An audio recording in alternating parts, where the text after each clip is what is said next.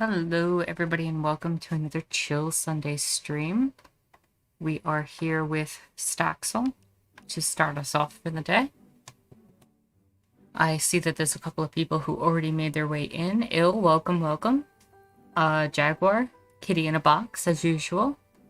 It is indeed time to go. I hope you are both having a chill and lovely Sunday, and I thank you both for stopping by. In addition, everybody, I want to remind you to switch over to live chat if you are watching this, so you can all communicate with each other and not just me. Jalex, welcome, welcome. Hope you're having a chill and lovely Sunday. How are you?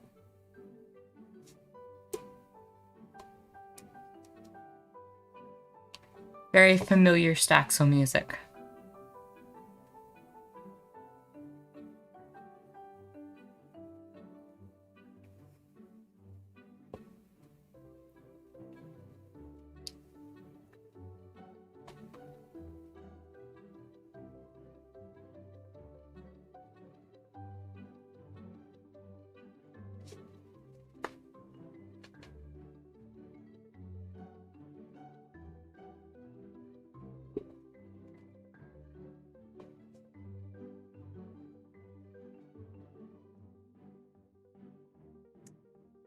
Good to see everybody here.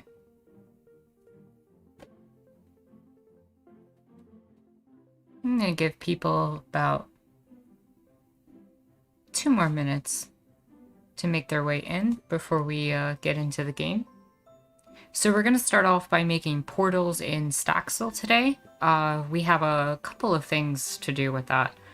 First, we need to make the completion thing for Night in the Woods. We need to make a portal for Old Man's Journey, and having completed it on the same day. And then we need to make a portal for TimeLie, and I'm hoping we get that out of the way fairly quickly so we can get into TimeLie, which will be our new game where we will be doing some time manipulation with our kitty friend. Ill said, is Staxel also from a leftist developer? I'm not sure. On the Chill Sunday streams, I kind of go more for atmosphere than specifically going for leftist developers. But I do generally go for indie developers and small developers with these games. So Ill, the way Staxel was the first game that we had played on Chill Sunday streams. So I kind of built it into the world that... Actually, we all kind of collectively did it, where we've got this idea where portals are built to represent the other games, as if we're going through a portal in Staxel to the other game worlds. I can show some of that off very quickly, since we're about at that time to get into the game anyway.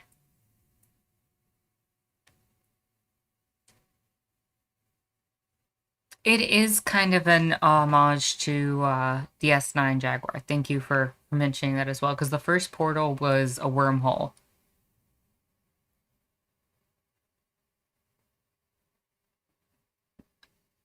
I mean, I have been the one to place the blocks, but also,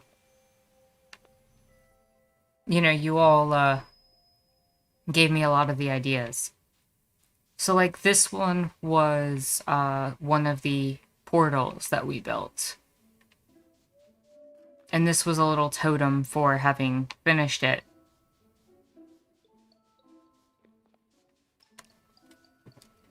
Let me get some flight going in here, so I can show off some of the other ones.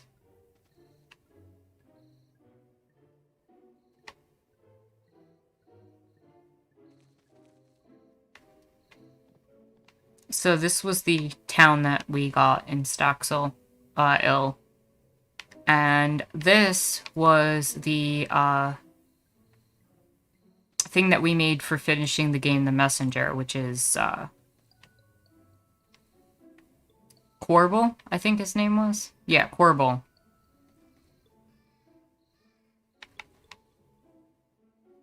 And that was the first game that we played after we played Staxel. And this ship was something that we built for several weeks in Staxel. But the first portal was actually way up in the sky and was meant to be a wormhole, which took us to the messenger.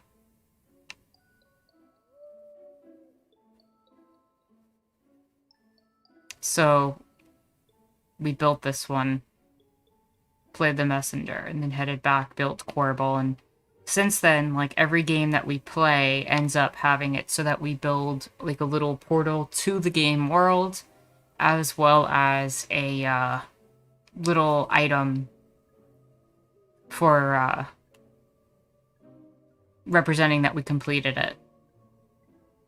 Oh, thank you for the... Yeah, the ship took weeks to build. And here's Base Cat, who we have not seen in a while.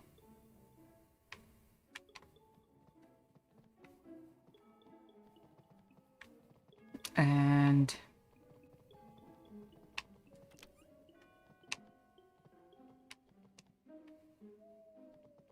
so yeah, we just, we're building all sorts of stuff like that.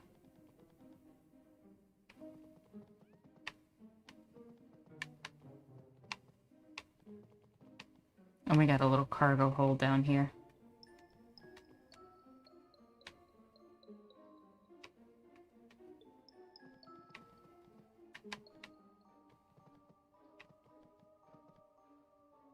And the Eye of Base Cat that watches over all.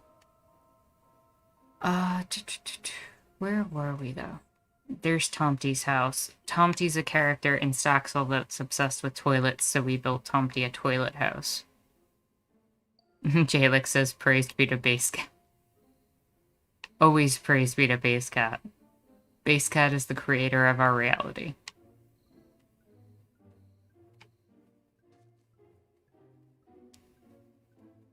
Without Base Cat, the reality of the game would crash.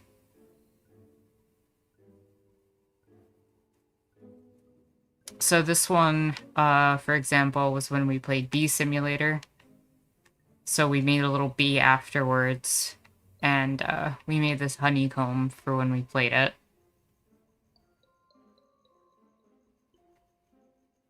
This was for Under Hero. We have Elizabeth and the kid. The kid was the portal. The masked kid. What else did we play? The one I first showed you was Vane. We had a portal for Night in the Woods that went through a tree. I gotta find that. And again, there's Corbel.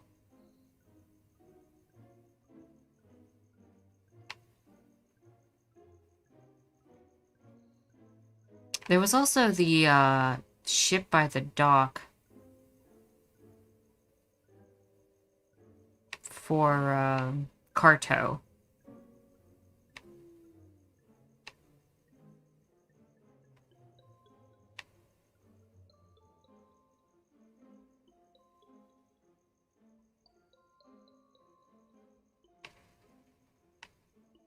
Which is probably somewhere near Vane's portal and all that. So we've just kind of been creating these little monuments to the games that we've been playing to remember what we played and the experiences with them.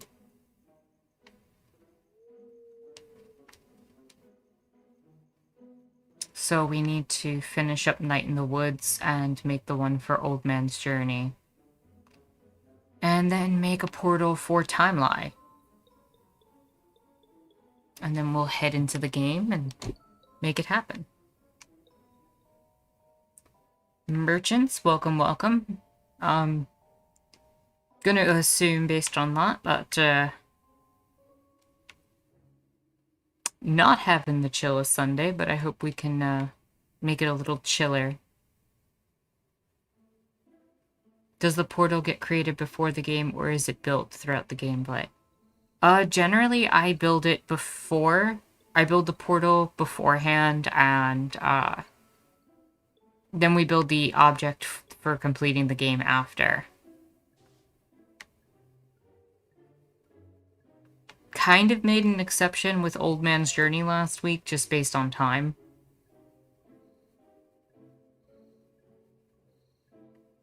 Especially because I felt like the games kind of linked up in a certain way. Also trying to figure out where this carto... There it is. There's the ship.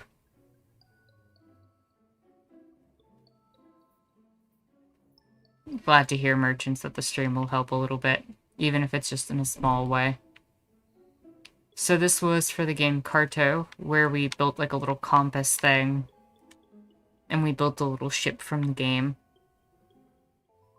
And if you look at the thumbnail, most of these are symbols from the game that have been put onto the Anarchist Terra symbol.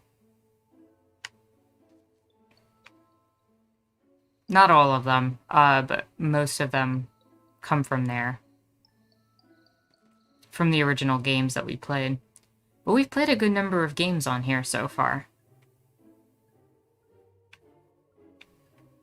Now I gotta figure out where that tree was.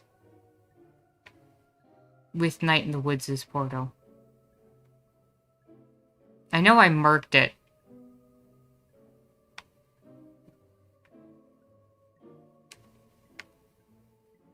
There were a lot of lanterns around some tree.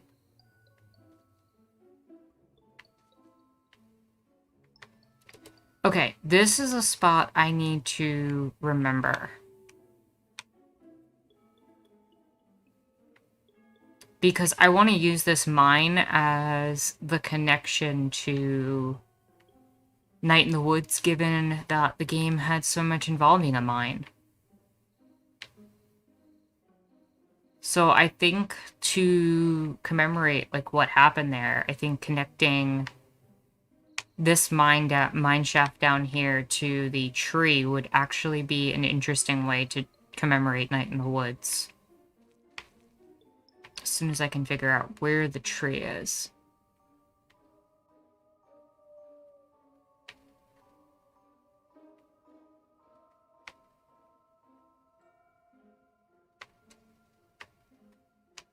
I know I marked it with a lot of lights, so it shouldn't be too hard to find.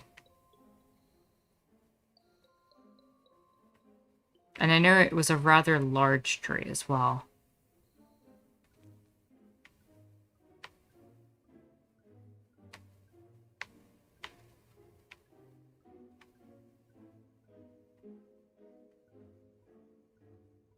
Here it was. This was Night in the Woods.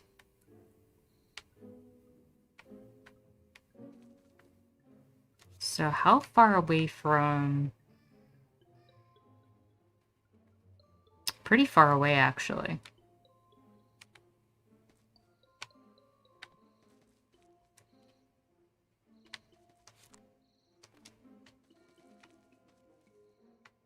Let me see how that would work.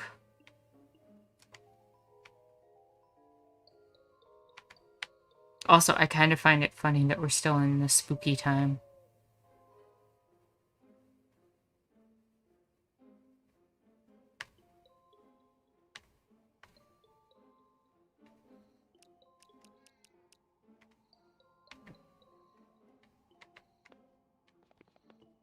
No, I could just dig straight under everything pretty much to that tree. But I feel like I'd rather make like a little track kind of thing. If I could somehow do so.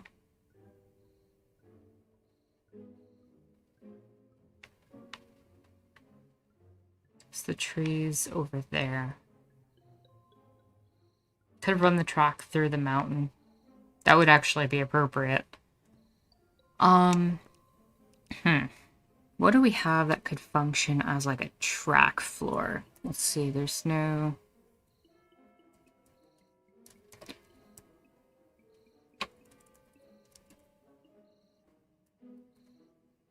Because, like, there are mine cars. What do they use in the mine itself? I should have checked that.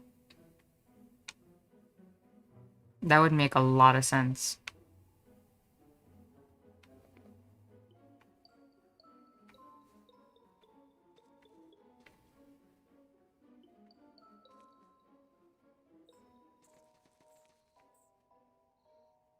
Like, what is... You need a hammer to break that.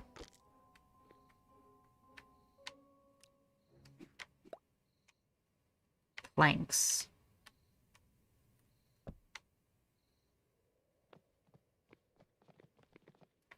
Yeah, that seems to be what they're using to represent that. So if we made like a little plank road through the mountain.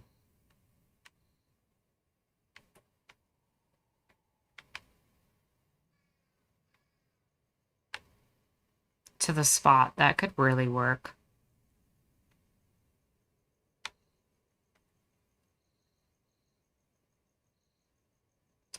Jalek said at least 7 games, I think. Yeah, about that. It's a good idea, although I have no clue about the mine thing. I've only gotten around 2 hours into the game, to be honest. Well, when you do have time to eventually play the rest of the game, I think you'll see why we went for the mine thing. Also, do I need, like, turned planks of some kind?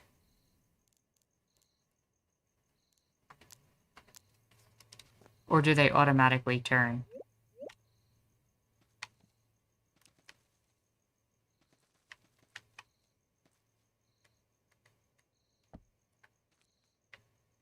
That's strange.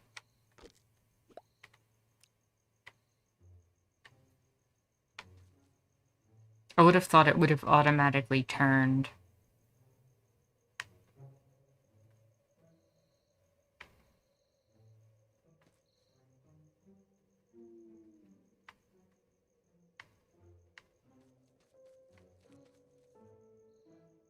No, there's no turning ones. Okay.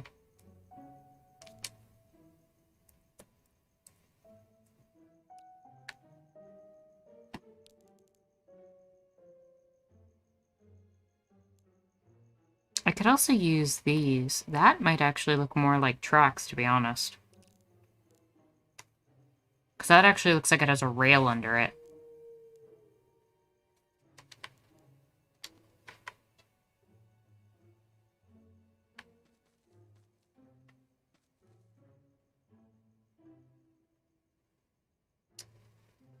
Jay, welcome, welcome. Sorry for being late. I had to do a lot of horrible, difficult things to scrounge up this money, but it's worth it. Mansion, here we go. I hope that you genuinely did not have to do horrible things in order to, or too many horrible things in order to scrounge up the money. But, the money is very much appreciated, as always, all donos.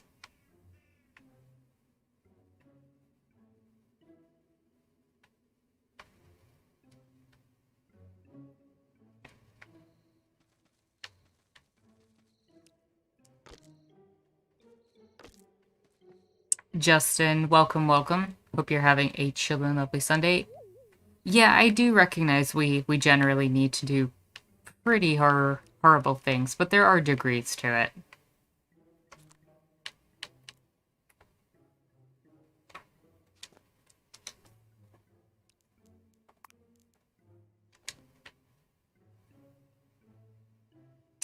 That's fair, Jay.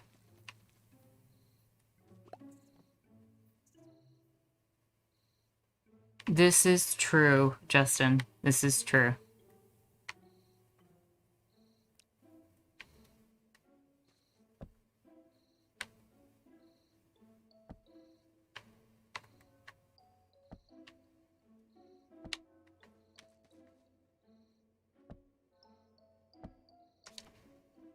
And then we could... bridge. How would that work for this?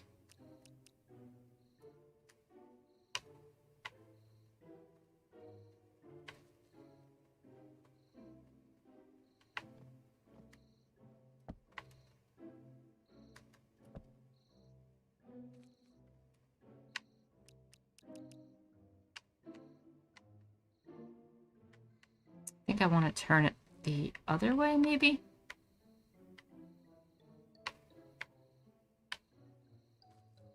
No, that works.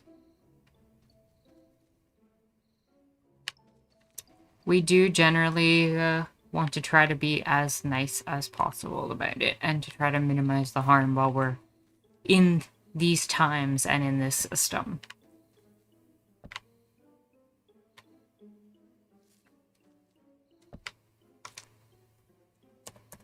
Let's see, bridge.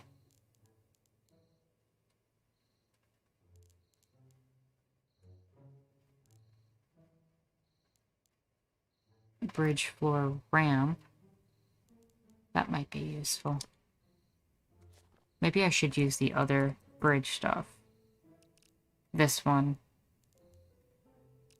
That might work better.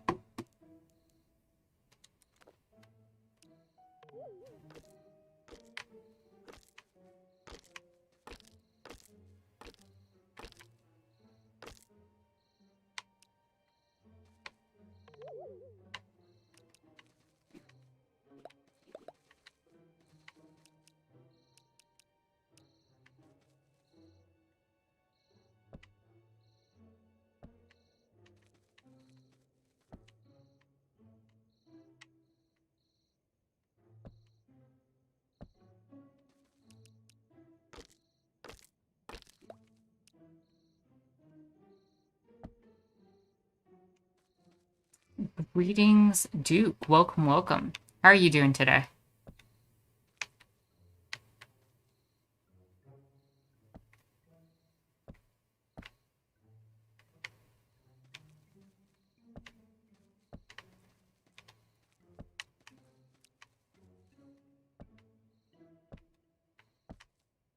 We'll set this down.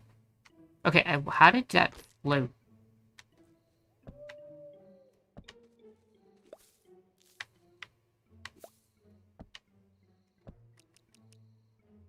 And this is the ramp, right? How does this work?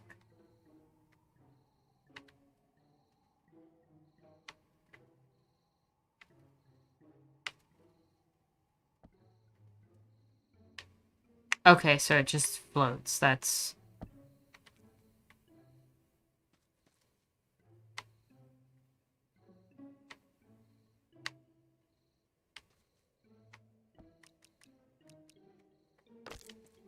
That is strange design.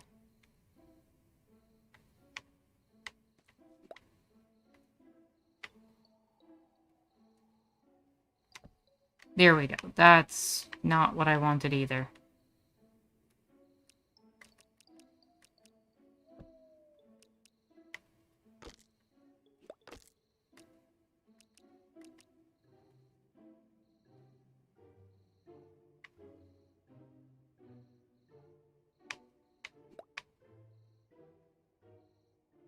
Why will it not just go on this spot that I want it to?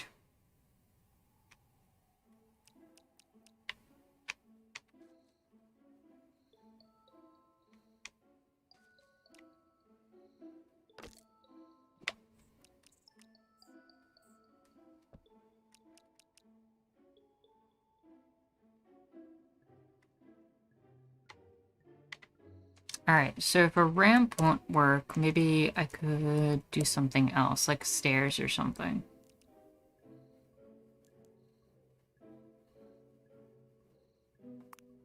To kind of simulate the effect I'm going for.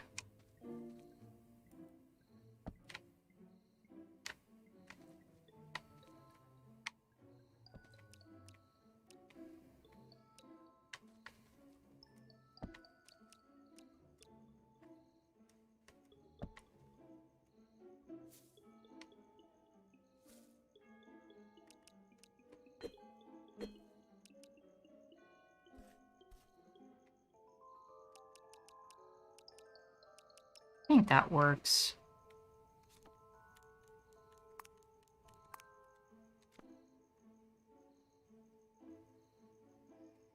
Il says maybe build the bridge first. Maybe. That's actually a good idea. Let me try that since you mentioned it.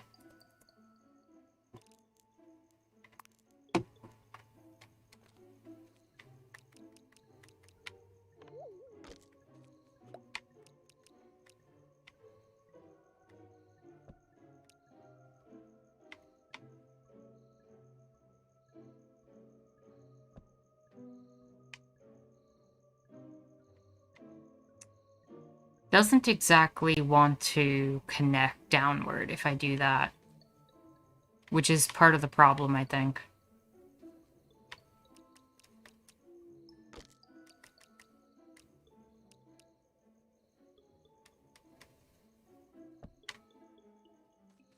It ends up just looking like it's floating.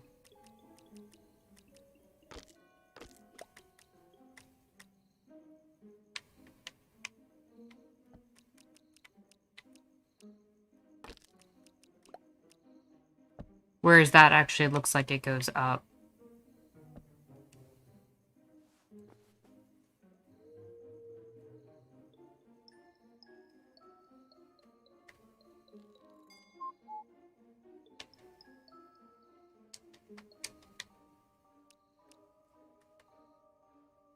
Let's place some more of these.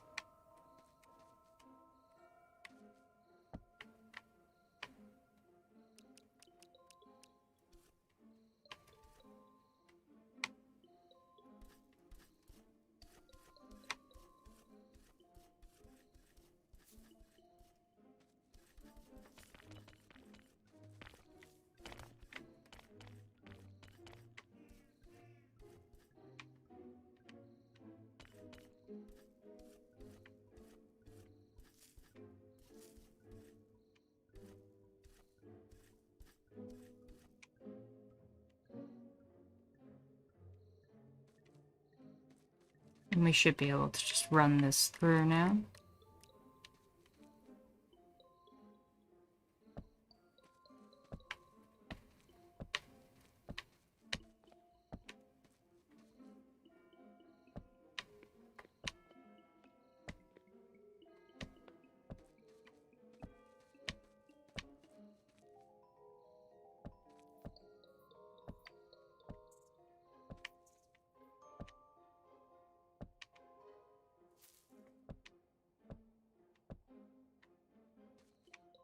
Now, where do we want it to go through the mountain?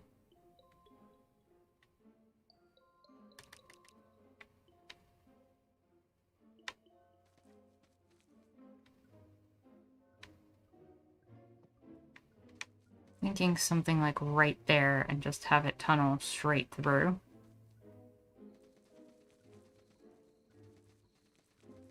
And then where's the portal on this side? So I have a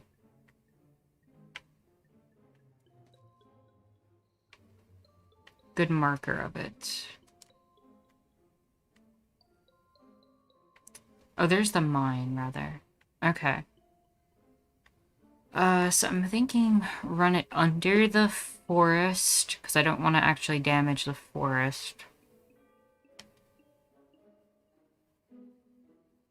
Okay, I have an idea.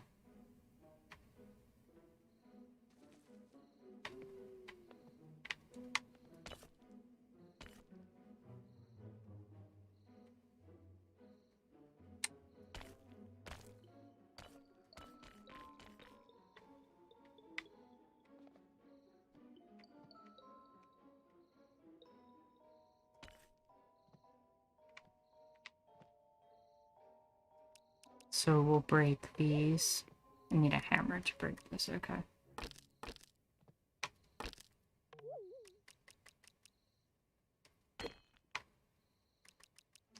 I need light down here, so I need a torch.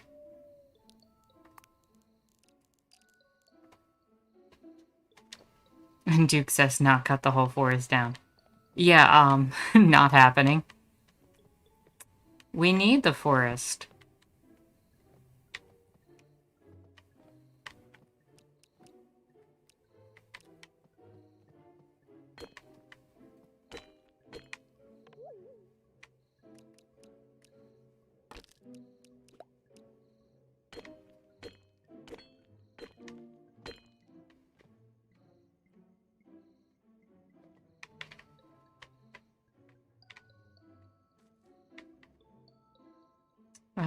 is this compared to the... Okay.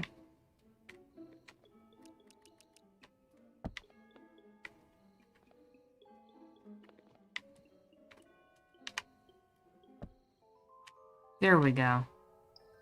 Now I can see.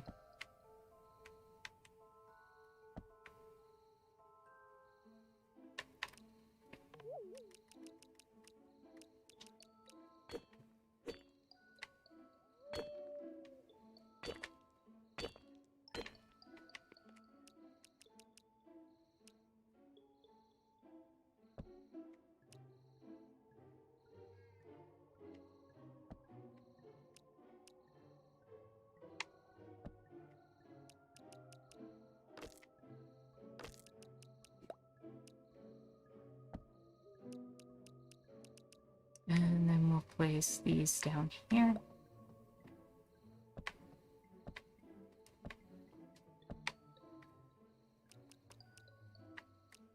Place some torches on the side. Leave a wasteland in your wake. The problem with spamming torches IRL is suffocation. This is true. Except we don't have to worry about that. Thankfully. Because it's a video game.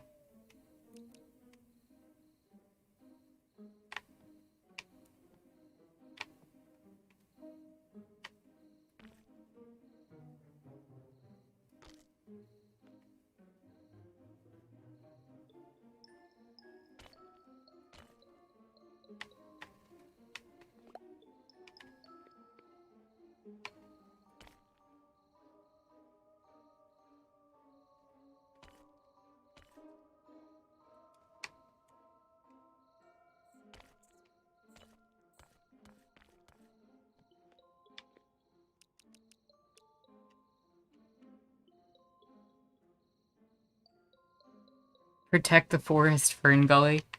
That is a reference that I haven't heard in a long time.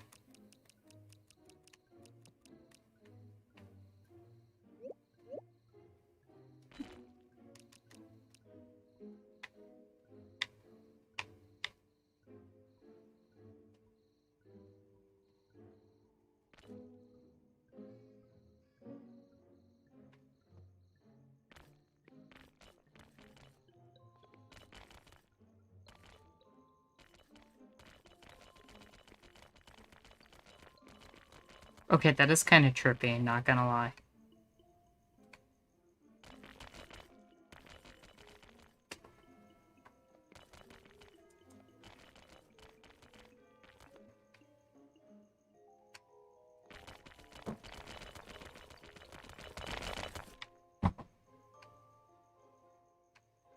And I can have it come up now.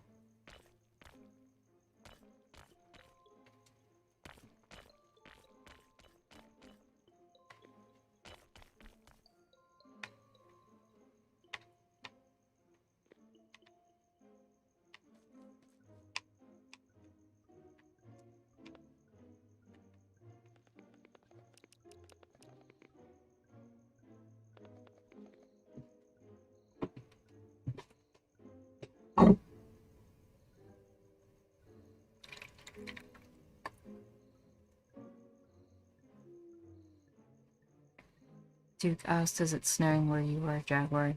Jaguar says, not yet, but it's cold. I get my crochet to help keep me warm. Well, I do hope you'll show off your crochet on the server if you feel inclined to.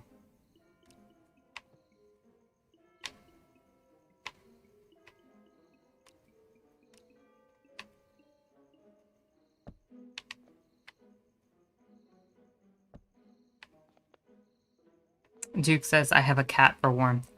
Cat warmth is the best warmth, Jaguar. I completely agree. There is no warmth quite like kitty warmth.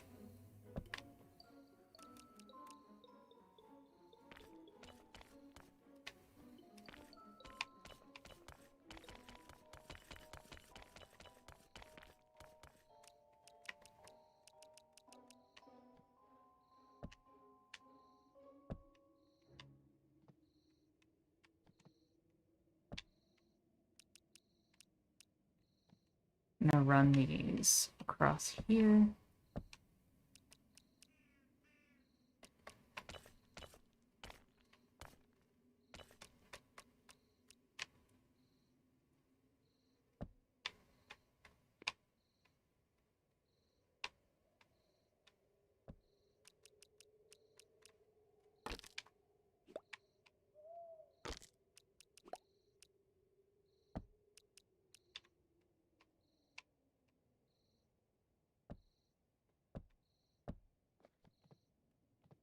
Zero, welcome, welcome. How are you doing today? Speaking of snow, all of yesterday's snow melted already. Also, howdy. Did it really snow bad in a lot of places?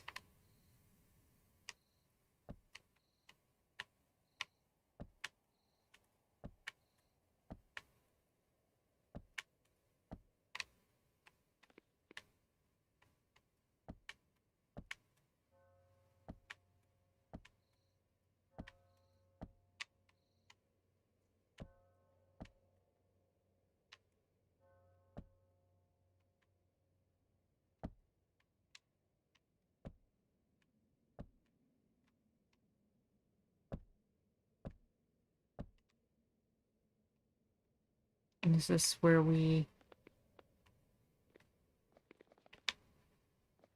Wait, where's our exit here? There it is.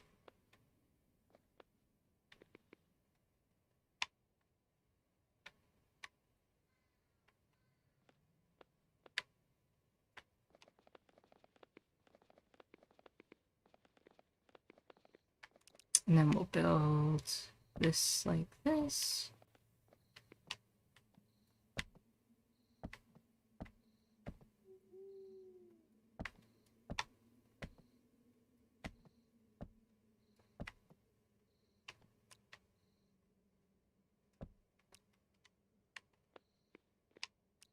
Need a little more light here.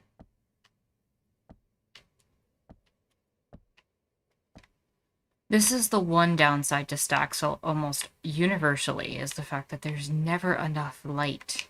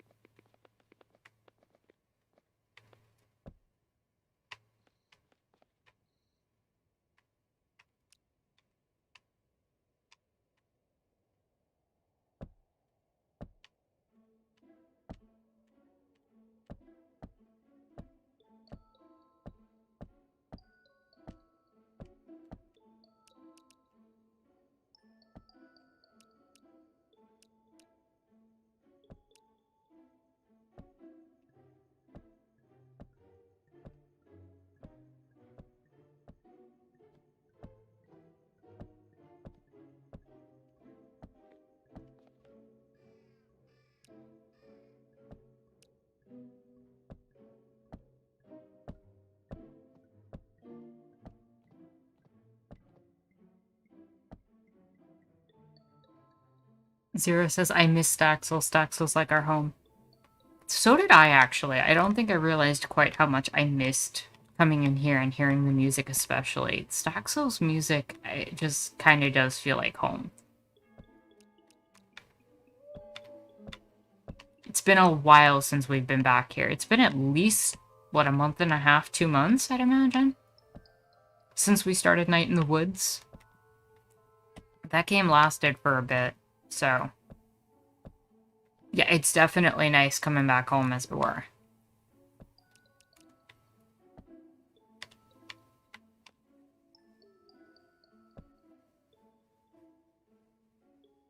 Merchant says it snowed a little here. I wonder what atmospheric river events cold weather equivalent will look like.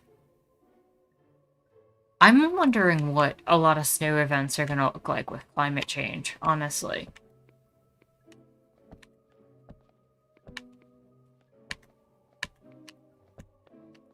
And honestly, I'm going to be real, I'm worried about Texas this year.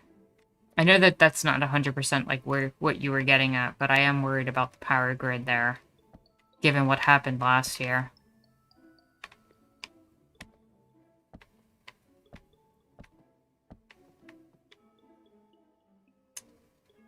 And Duke said, a lot of snow here, not bad, but that's relative in my experience. That is generally a true statement. What is considered bad by some is not considered bad by others when it comes to stuff like that.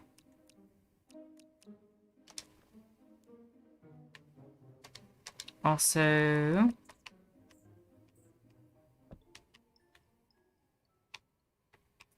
I'm thinking that for this spot, what we do is something like a mine shaft elevator.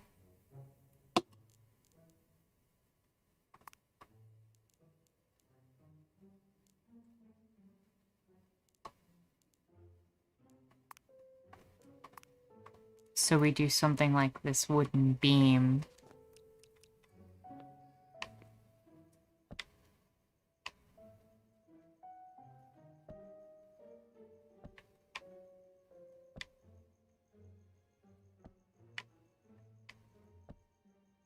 And run that straight up the shaft.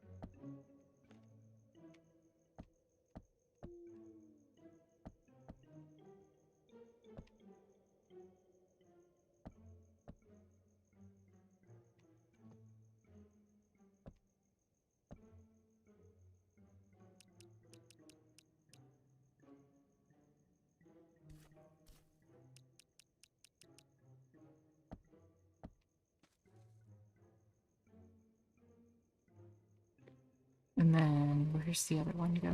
Right here.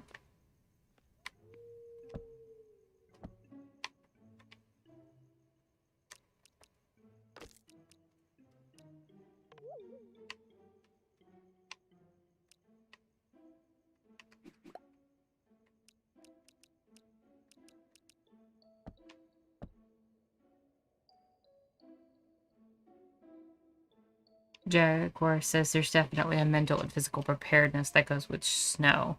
That is true.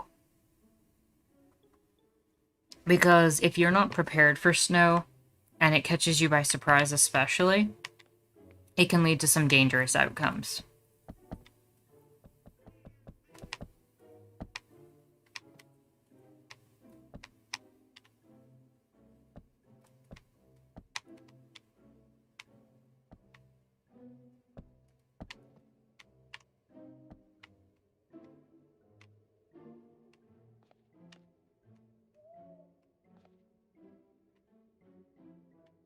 And these back to...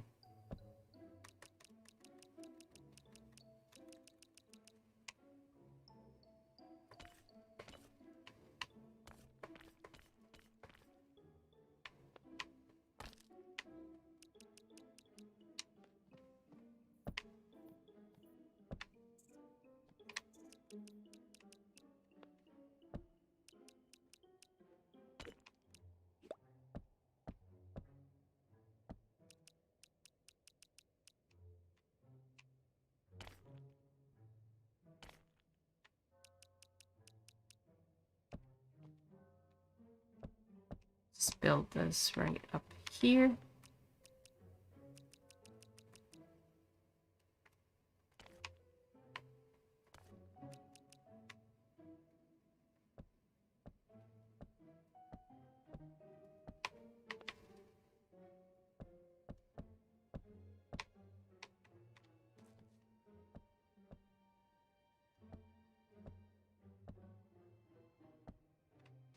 And then the last one can go here. We'll build all this up. Oh, I did not mean to do that. Wrong button.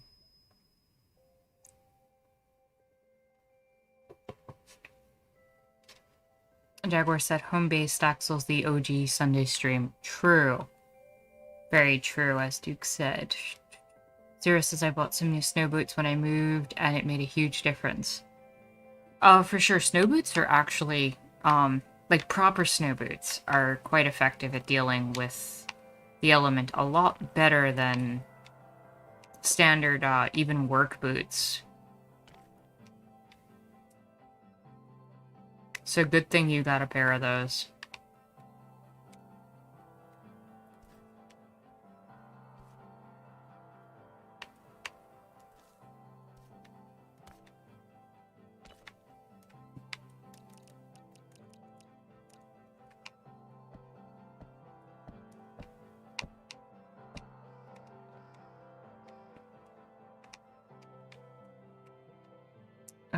Jaguars, you should only see snow, you should only see if you want to sew. Got it. No one should force Jaguar to sew, not even Jaguar. That is absolutely true. Jaguar had said I should be going AFK to sew, but I'm tired of feeling like I have to sew if you get me. No, that makes a lot of sense. Even the things that we're passionate about in life, like things that we enjoy, if we do them because we kind of feel like we have to do them, it can be even more exhausting. Whereas if we're doing it because it's something we very much want to be doing, and we can get into that mindset, then it's a very different experience.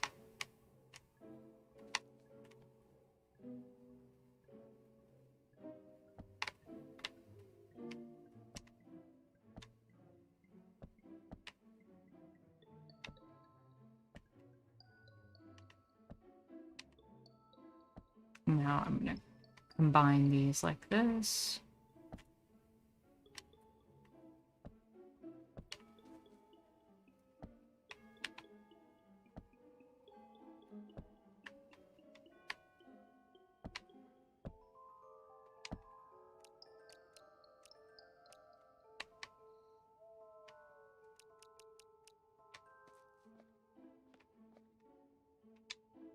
And then we're going to want the elevator to basically...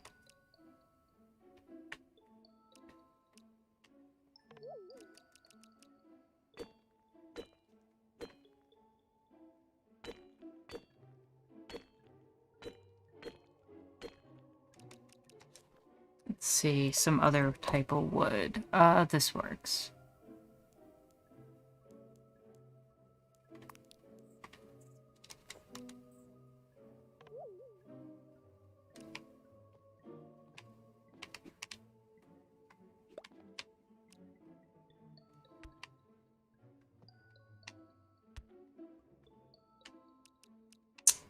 Oh no, that doesn't look like... Actually, no, that works.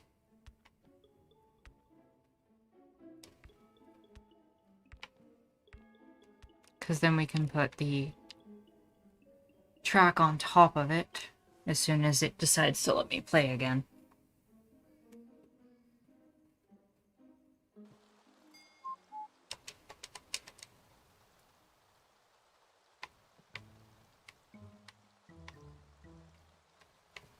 Though I think for consistency's sake, I am going to have the track kind of turn here. Because I don't think it makes much sense for it to not go dead center into the elevator.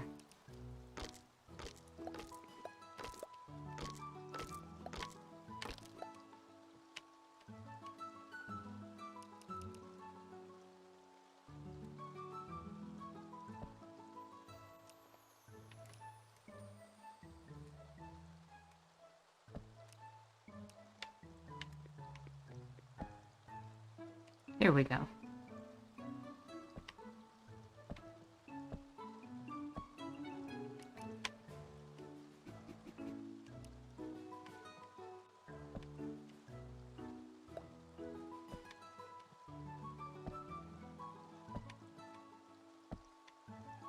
And then this goes straight up.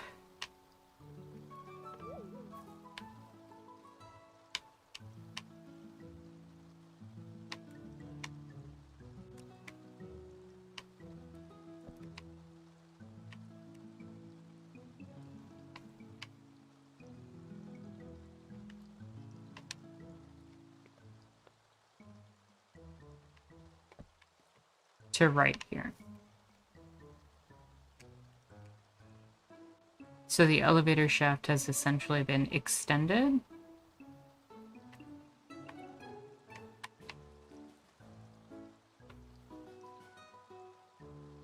Zero says, I was talking to my father-in-law and I found out people buy pants that are lined with flannel and it helps keep your legs warm. These are things no one teaches you when you grow up in the desert.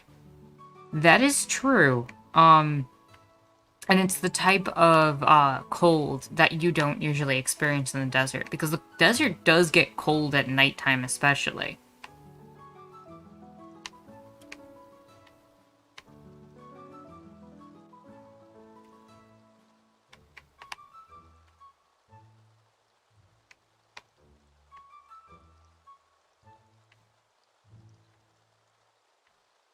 Trying to figure out where my Night in the Woods tree is in comparison to what I'm doing.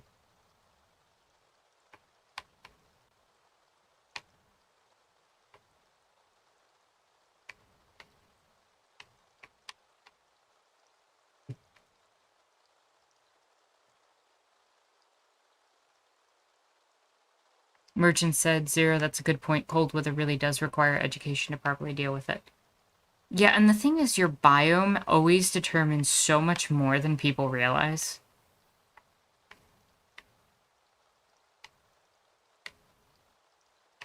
I could just have it go around the mountain at this point. It might be easier to just do it that way.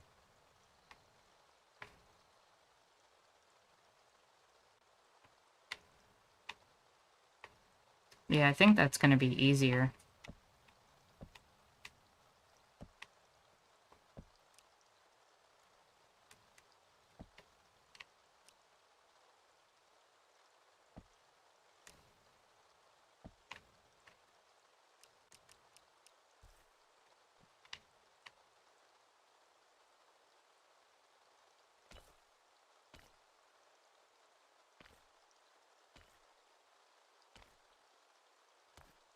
Like, we'll have to go through little chunks around here.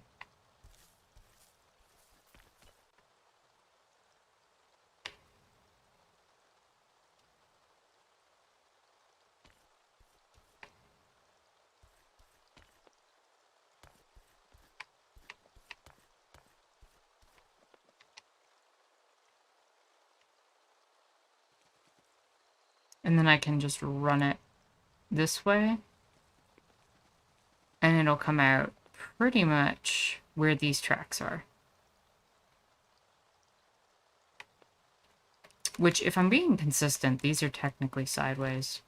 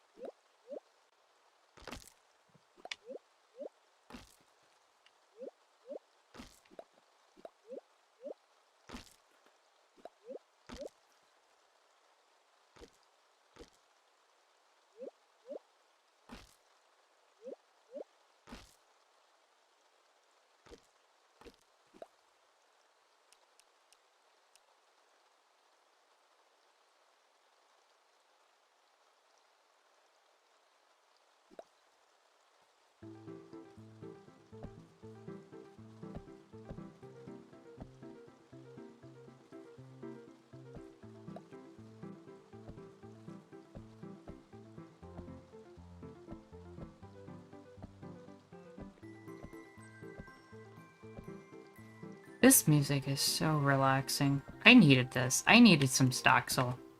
More than I realized.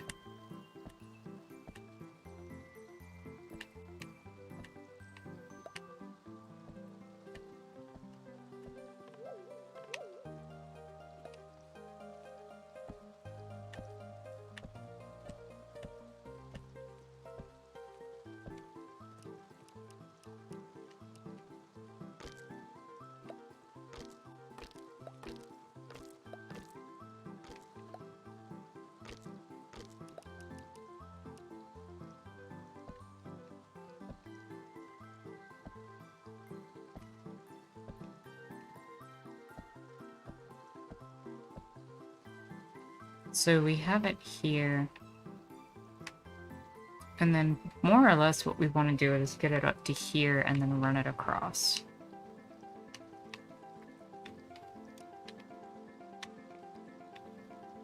So that, that,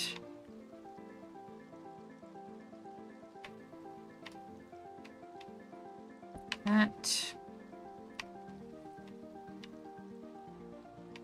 and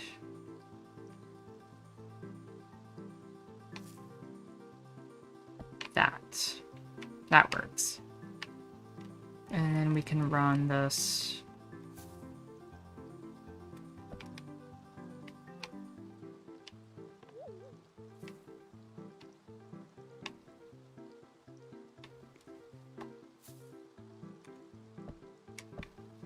Across this way.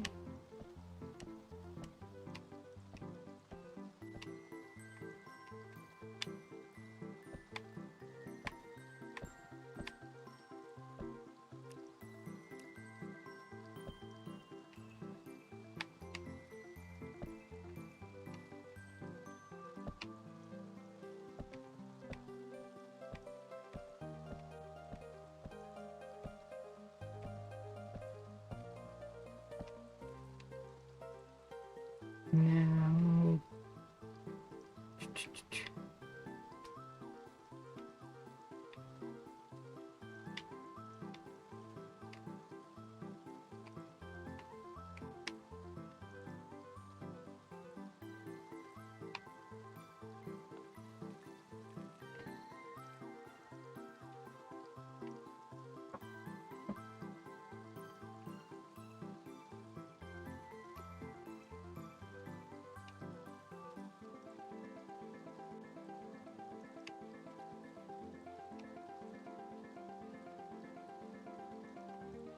here's the tracks. That leads to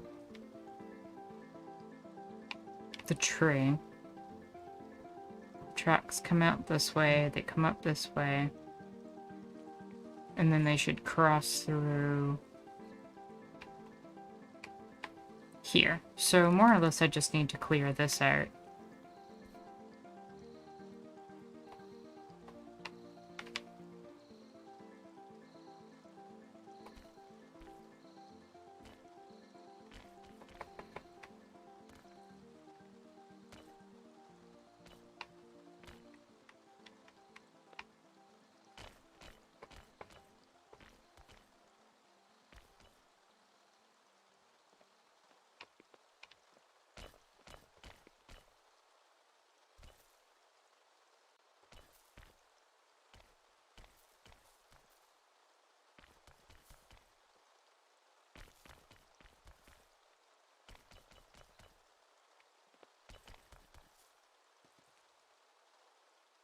And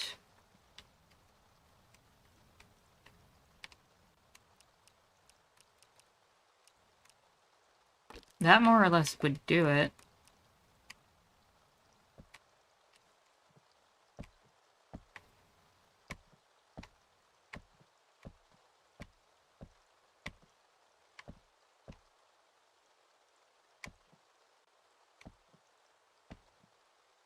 And what we'll do here is we'll build a little platform thing where it'll go up slowly.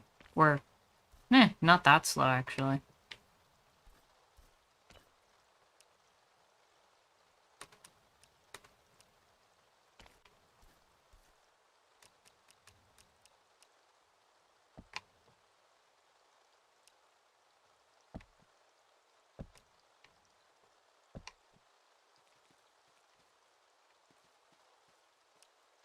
And then the track runs across here.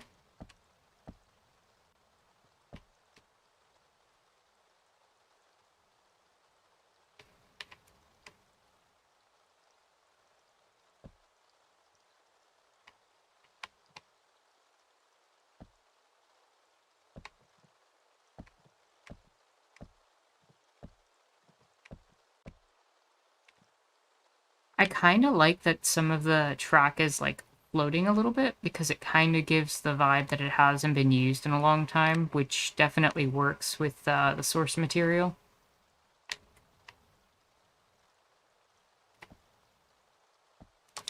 And for this, we could definitely throw like a sideways minecart into one of these holes.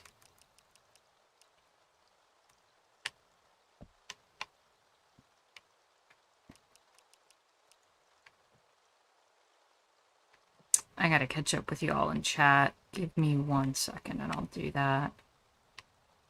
I haven't forgotten y'all. I just got really focused on building.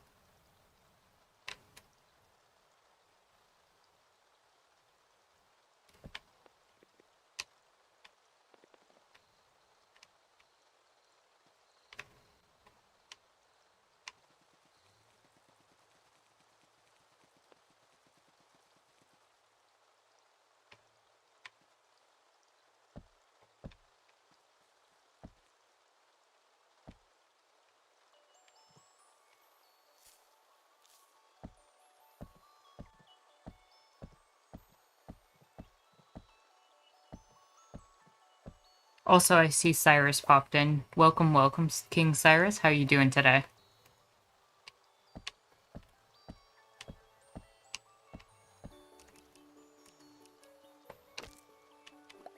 Hope you are having a chill and lovely experience.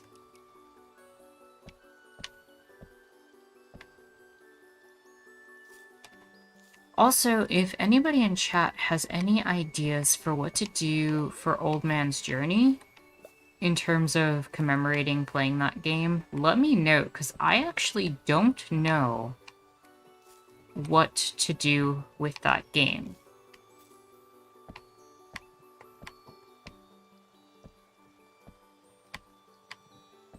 Because I didn't feel like there was anything specific about that game that stood out to me as something to commemorate it entirely.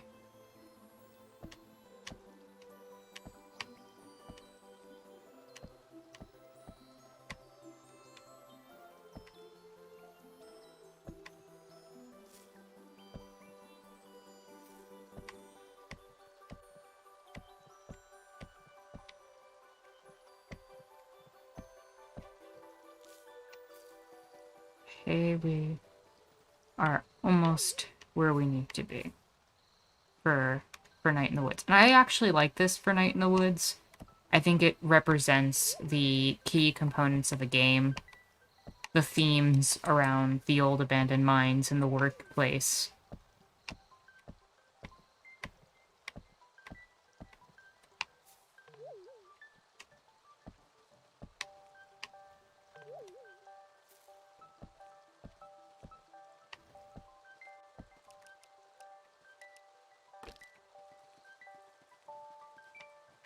And I think it connects the story pretty well to the world.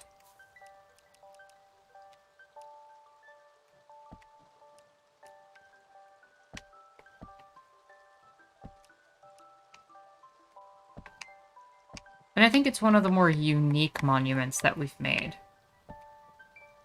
Personally.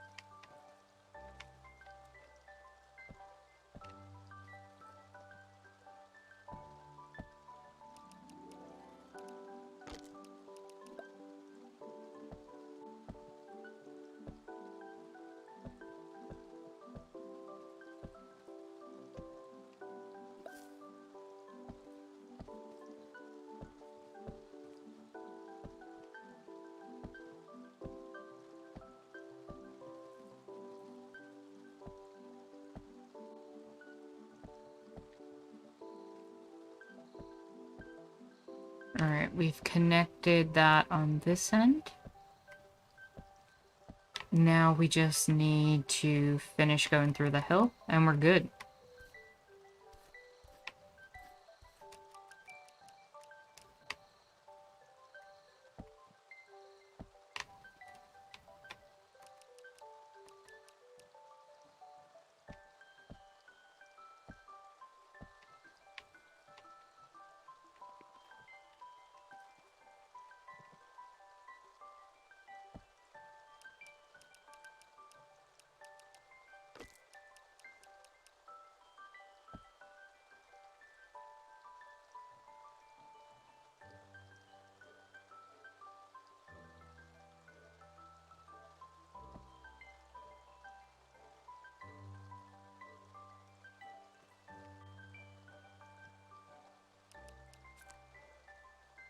And I need a light here.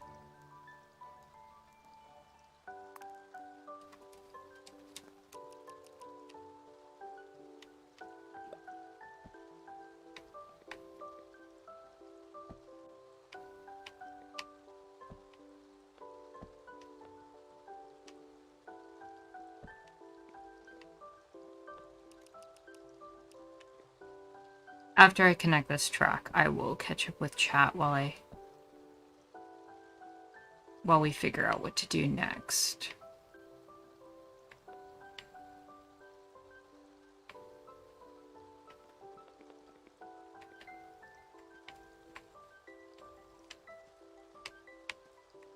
Oh.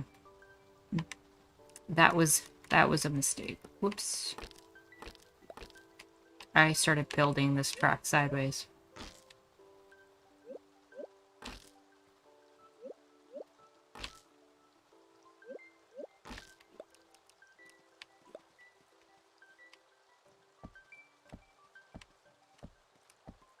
That's better.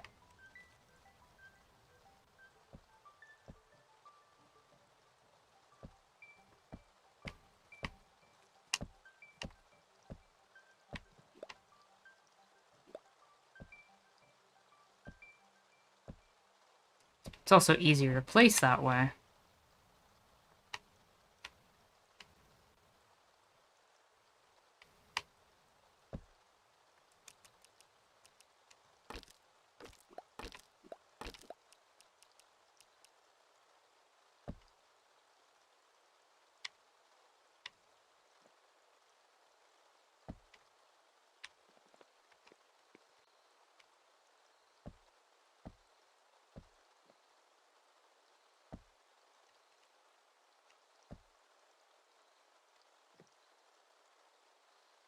Why do you let me make floating bridge?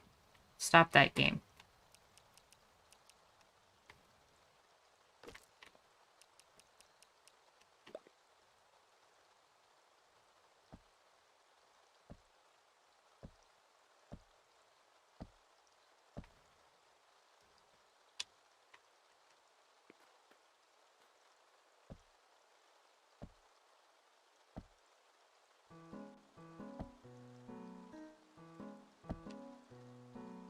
There we go.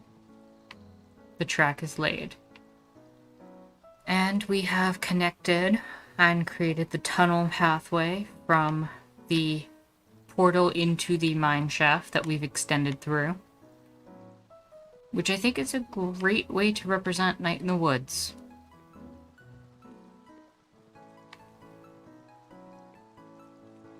It also makes it easier to find said portal if we ever need to.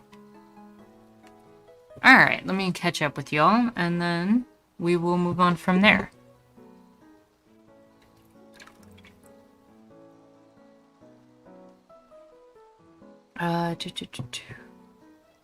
Jaguar says I gotta make a few more face masks.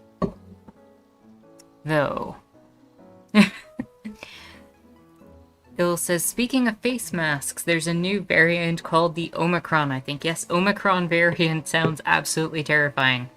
Not just in the name, but in the reality of what that's spelling out. There's a lot of fear that it's going to end up being the one that has mutated enough to get past the vaccine.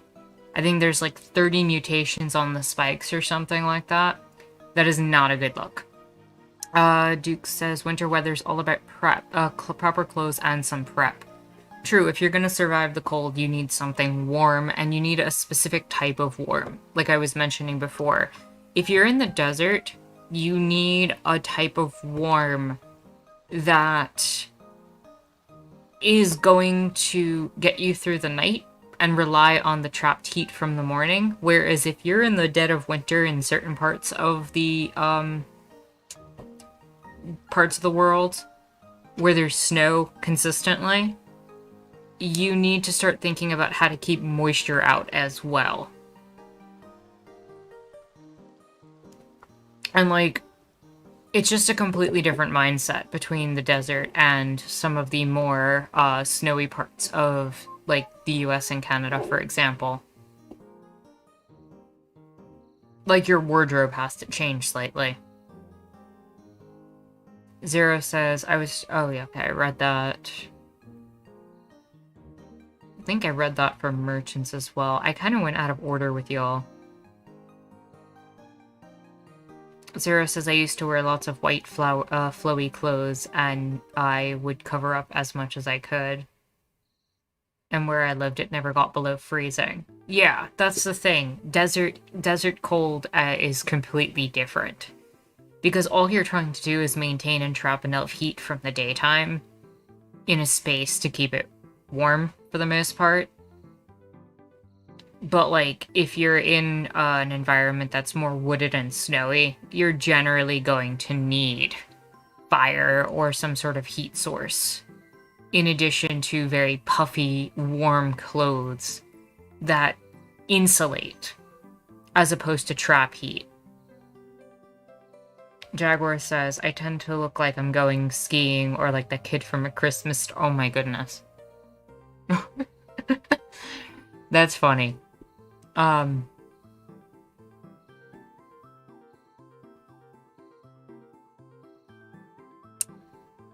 see, everyone was saying hi to Cyrus. Jaguar says, okay, gonna deal with a crochet project and see if that helps. With the stuck creative obligation feeling. Good luck with that, Jaguar. Best of wishes. Bill said one idea that came to mind was like a letter for the portal. That's actually a really good idea. Thank you. That actually works very well.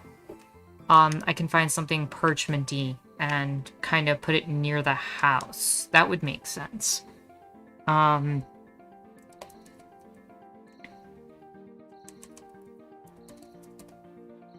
Ooh, what if I made a portal of letters? That would be cute. Can I stack letters?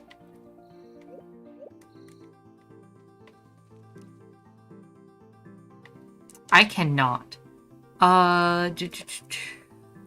Paper. There's toilet paper.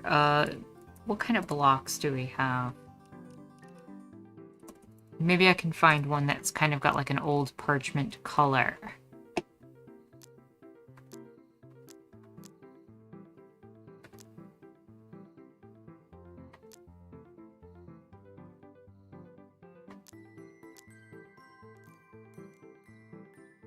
This could work. It looks like it's got the lines on it.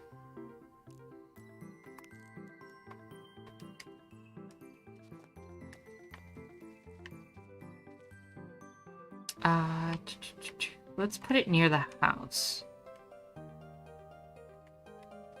Let's head back over this way. Gango, welcome, welcome.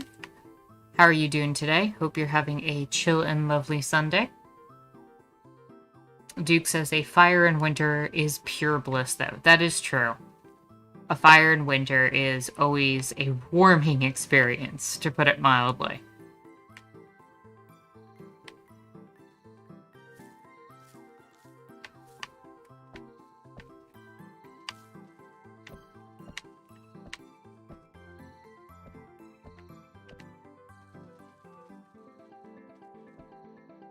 I feel like that gives off the vibe of lined paper for a letter. If we did something else with it and maybe put some blocks that could look like writing on them. Let me see if we got any blocks that could possibly make that. Like this could potentially work.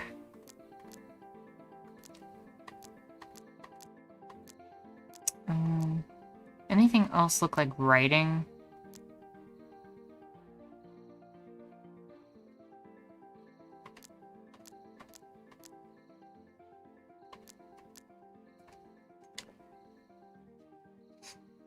Cyrus says, I don't need anything for the... Cyrus, you're funny. Cyrus with the classic Son of Krypton solution. True, just absorb all of it through your skin.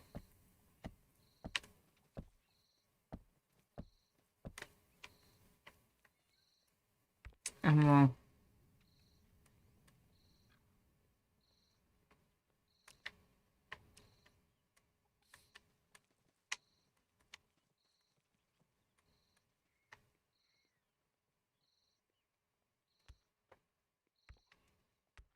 I don't know, something like this to kind of make it look like there's writing down there.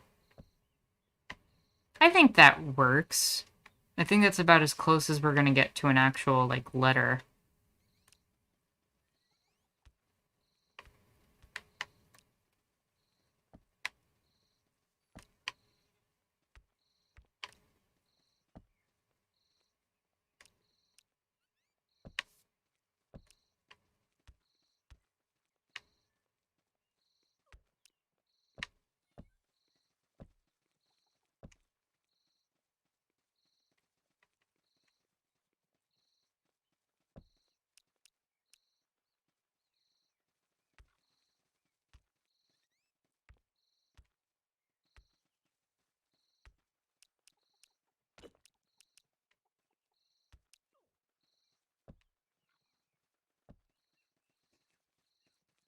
Two, three, four, five, six, seven.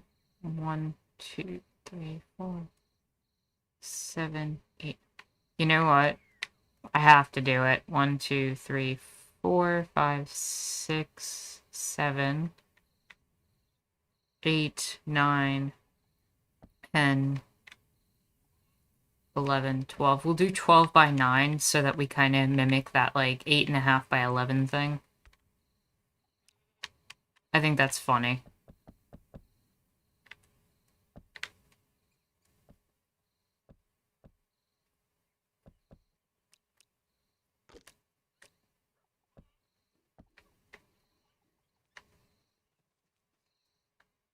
And now Tara knows what a typewriter feels like. A typewriter feels a lot worse than what I'm doing.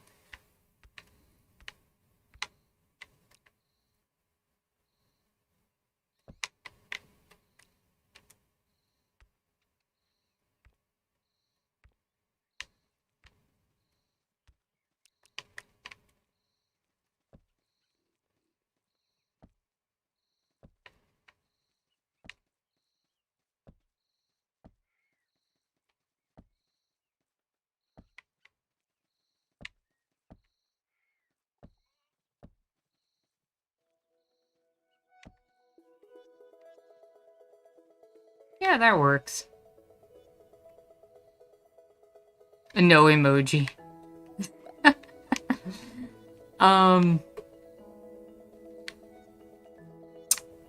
Yeah, no emoji. It's an old letter. It's for an old person who didn't have the internet. Il said that's exactly how I pictured it in my head.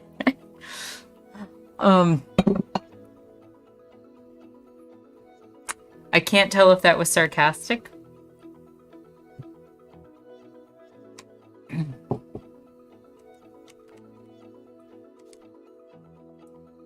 But I actually don't think it's too bad.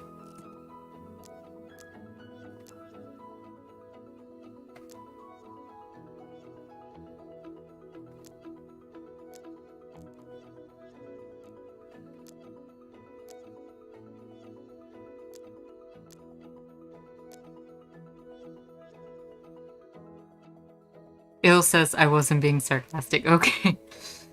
Yeah, I actually kind of like how it came out. I think I'm actually going to see about putting this on the outside there to kind of give it, like, kind of a oh, yeah, you know what? I like that, because now it looks like it's framed. Like, the letter's framed for the portal. There we go. That's cool.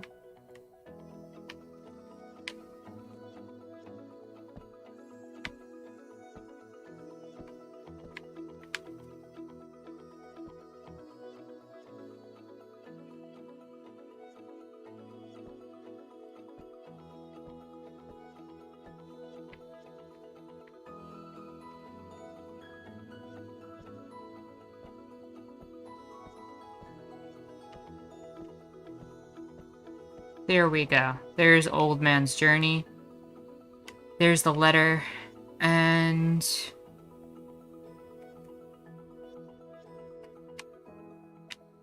So if that's the portal, what do we use to celebrate winning? Or beating the whole thing? I know he went sailing. How far is the docks from there? That I have...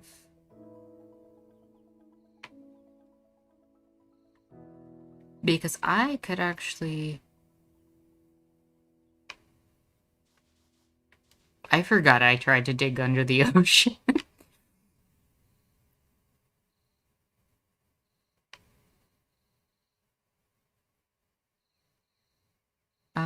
Where were the docks?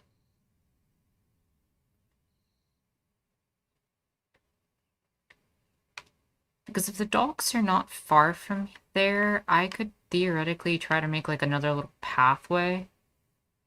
If not, I could do something simpler and just make a walking stick or something, like a giant walking stick. Like the one the old man had. That would probably be easier. And just put it next to the letter.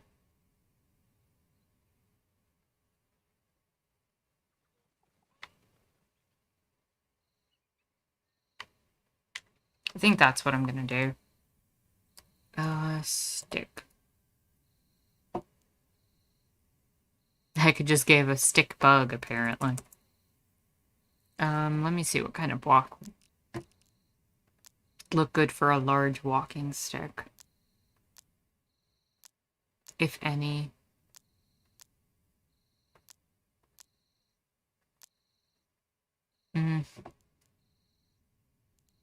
Not really.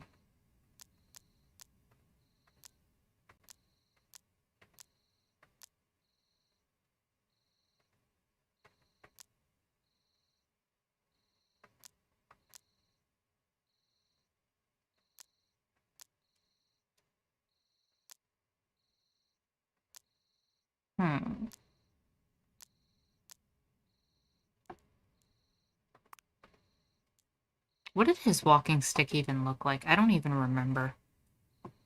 Let me just pop in to Old Man's Journey. Did he have any, like, any special walking stick, or was it just, like... No, it was just a straight walking stick. I could make his backpack with the walking stick next to it, kind of thing.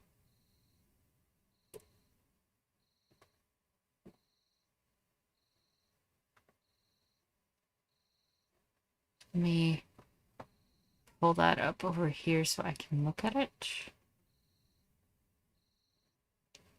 Yeah, the backpack would be a nice one, I think.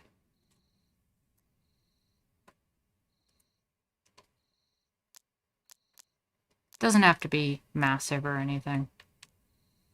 Get like a dark green backpack. And he had like, look like a sleeping mat on top of it. And then we can do something like this for the walking stick. And we'll just put it like right in front.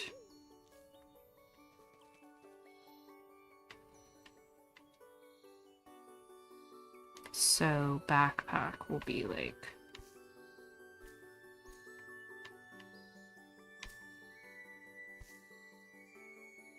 this.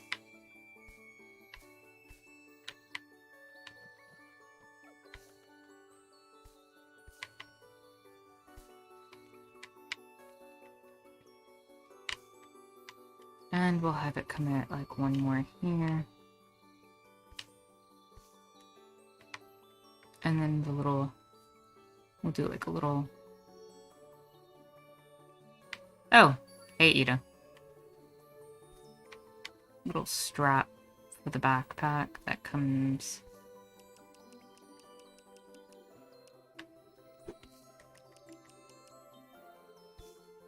up like, say, that.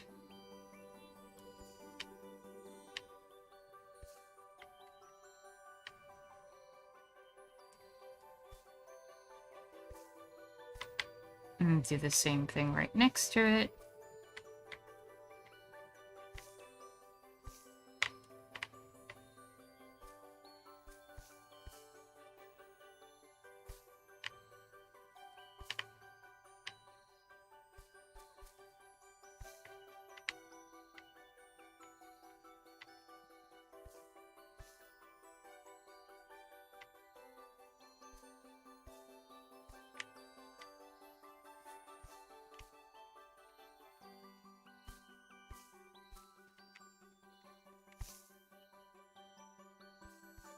Fill this in.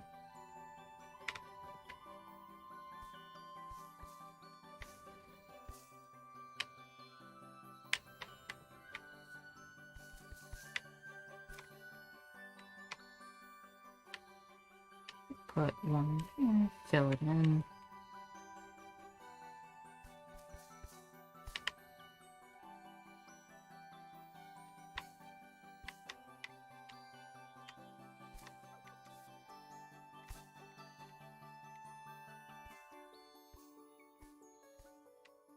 And there's the backpack itself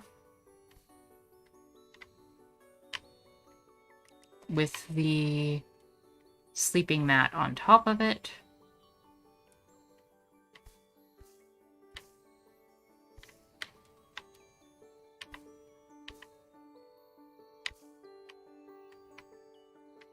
And we'll put the little walking stick on the side. Except we should get the other... We should get this one. That would work better.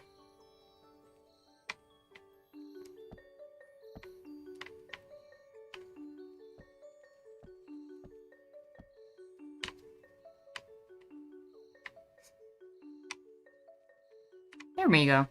I think that works.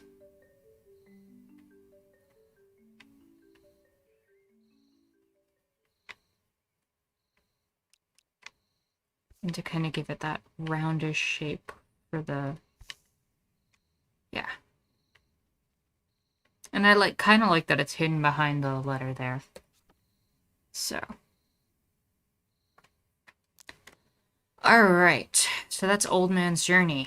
Logistics are getting taken care of. Finally, we have to make a portal for our current game, which we'll be getting to very shortly, which is TimeLie, which is a game where we're going to be solving little mini puzzles that involve the manipulation of time. So I was thinking, use a clock.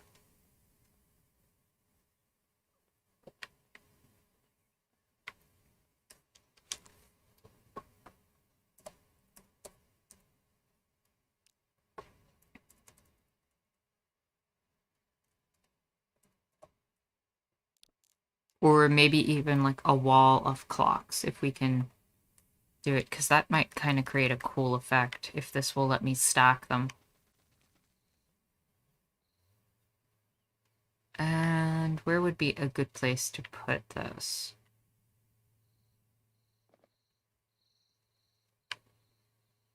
Right here could be really cool.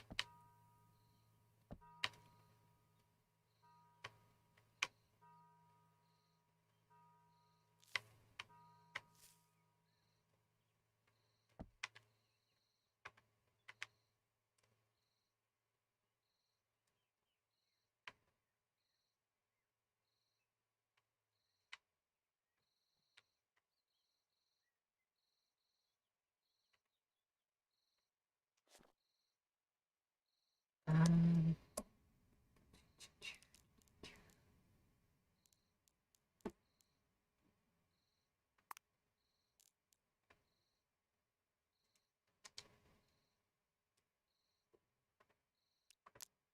what kind of block would we use? The cat is yellow, but the game uses a lot of white.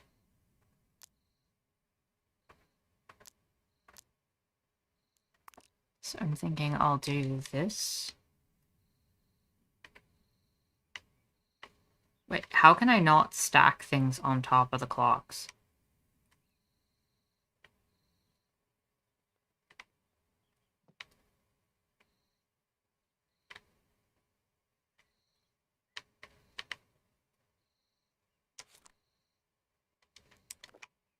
Isn't there one on the town hall or something?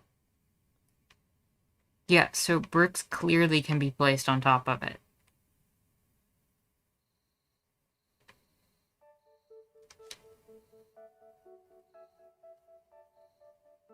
Tara is now the adjustment bureau. That's funny. I'm the time adjustment bureau, yeah. You figured it out.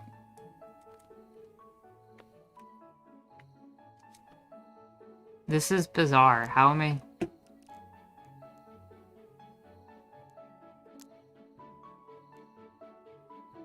Does it have to be something like this?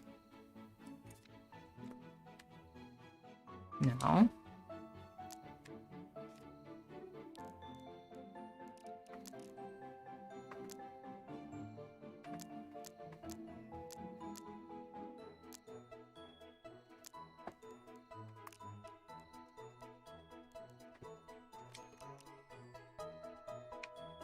Okay, it's clearly like that on the town hall.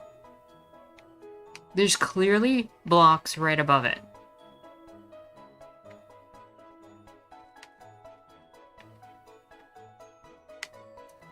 I'm wondering if I just pop some behind it, if it'll just fix itself. Something like that, and then...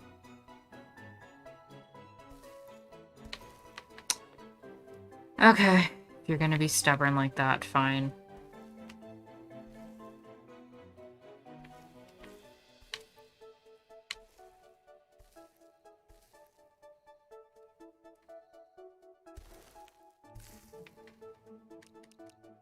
I'm curious if I now were to break this one. Oh, it all comes down. Okay.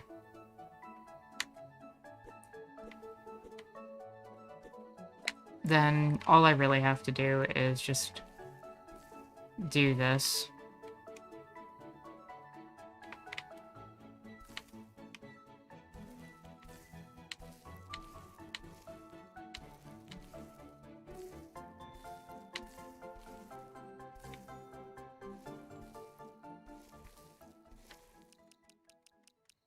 And...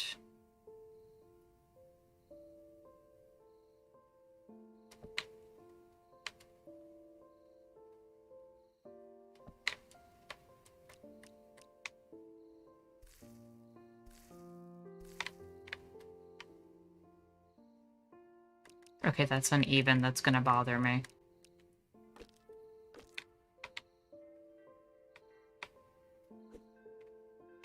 How many spaces are these? 1, 2, 3, 4. That's why. Alright, so I want 2 spaces in the center.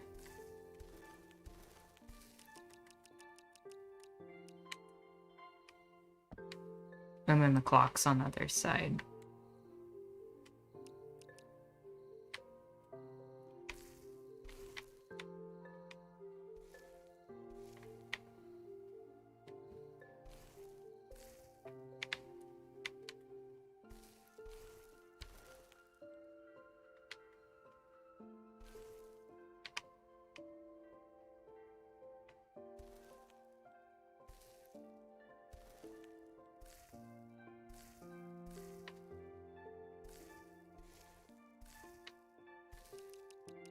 And then this can go like that.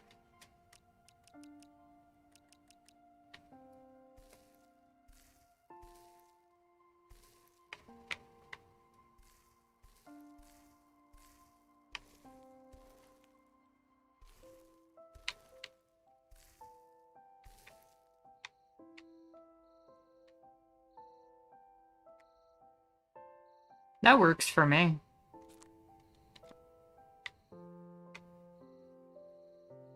This shall be our portal into TimeLie. So, how about we take this portal, and then we'll take a small break once we load in.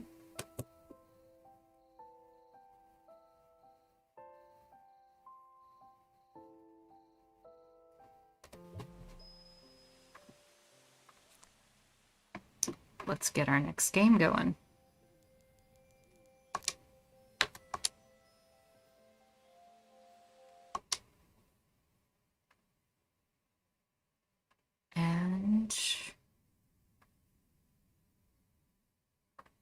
TimeLie.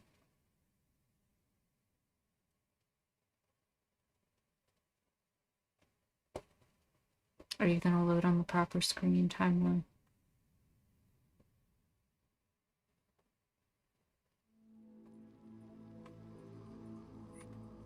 It did.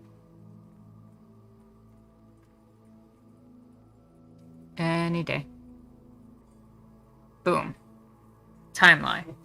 So, with that, we will take a quick break, and then I'll join you all back here to check out TimeLie.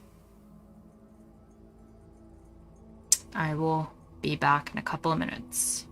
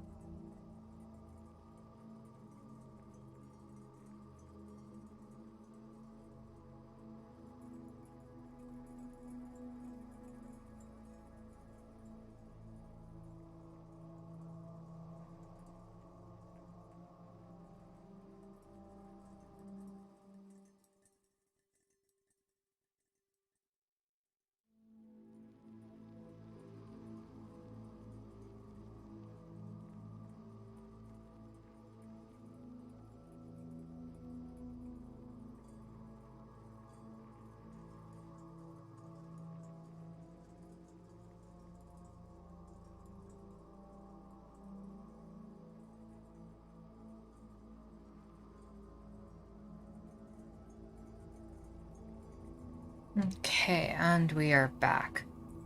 So, we're gonna check out what TimeLie is about, and then, hopefully have our good conversation for the day about who owns and controls our time. And as I just realized, I think this is a mouse-based game. It is.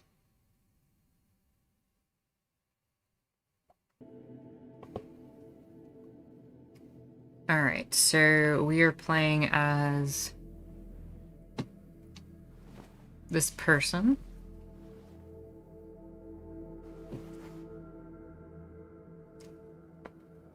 Who's waking up from some sort of almost looking like cryogenic sleep chamber.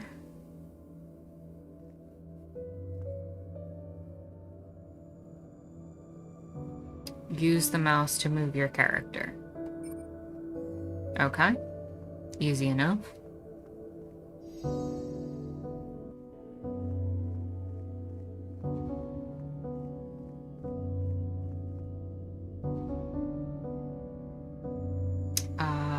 Move the camera. Okay. Zoom in and out with a scroll wheel. Makes sense. Also, is the sound good for everybody?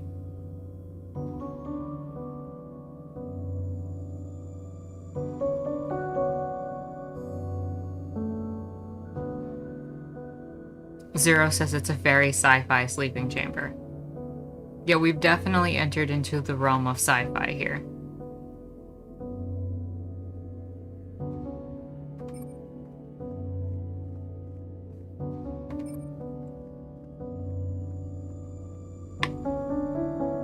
Good, good, good. I pre-adjusted it before we went into stream, so I'm glad it came out good.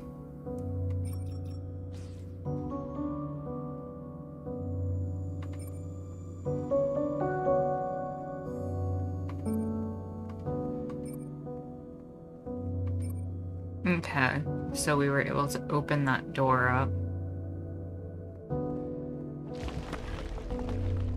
The music is soothing.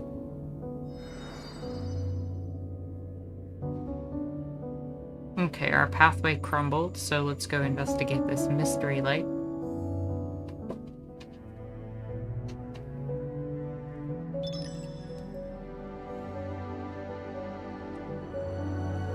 We are enveloped in time powers, correct?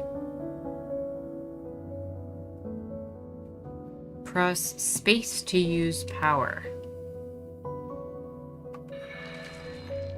Oh, snap. We can rebuild bridges.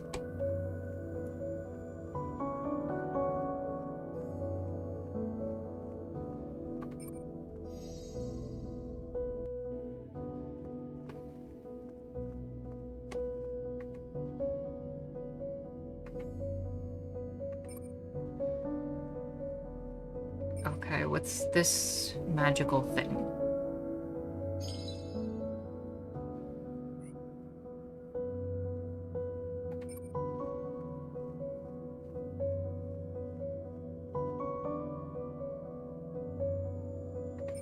Alright, I'm guessing that if I open the blue switch, it'll swap the blue doors.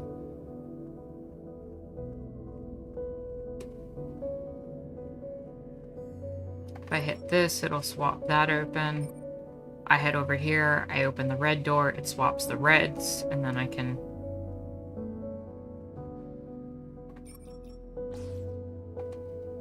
I hope that rebuilding bridges doesn't become a metaphor.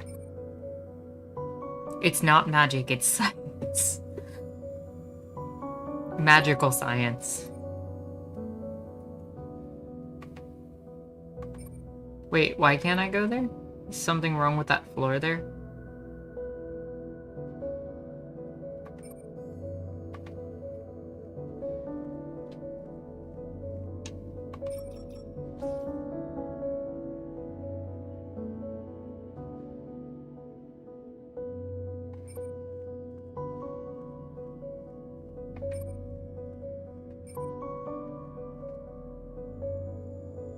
I hate that cop-out. It's either magic or science.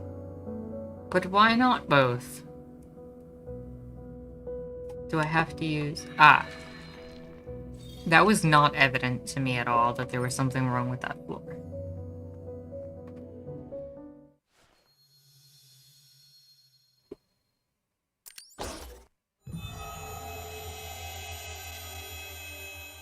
Pick and choose. Uh-oh. Is that Digidog? Oh no, it's not on 4 legs.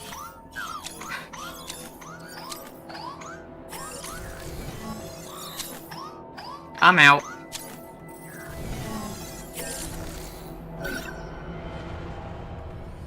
Bye-bye.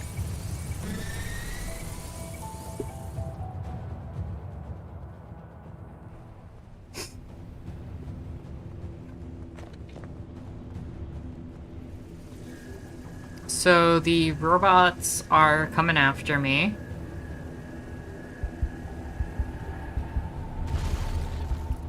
And a pawn just fell out of the sky and crushed a robot. Okay.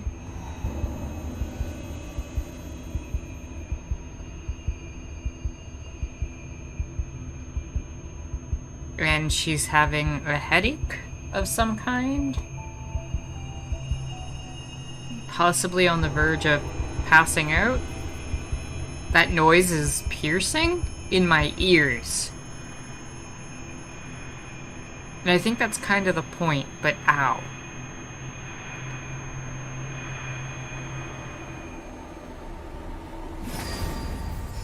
They're mad that Tara used magic and not science. Okay, another chess piece just saved us. There's a knight. Why are we throwing chess pieces at the robots? And a rook just hit us.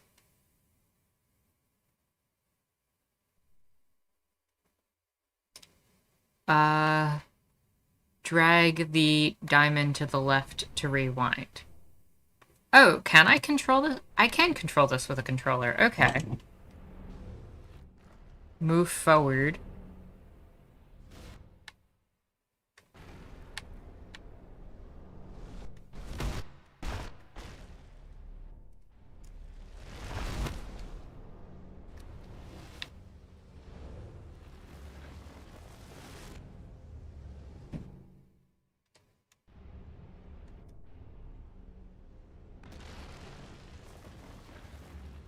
I don't think I had a choice in the matter.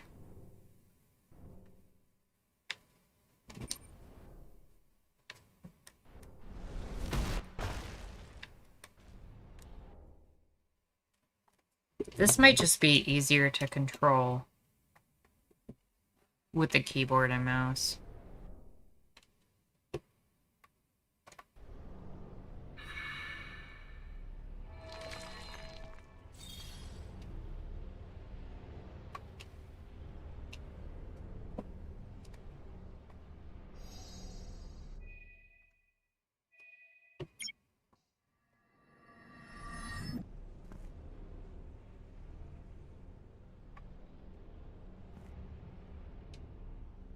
Or did we get a flash of the future on how to...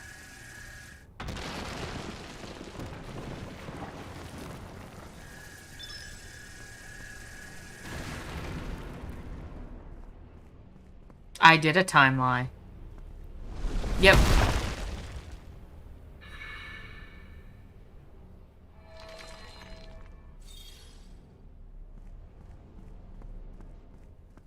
That was more of a little time fib.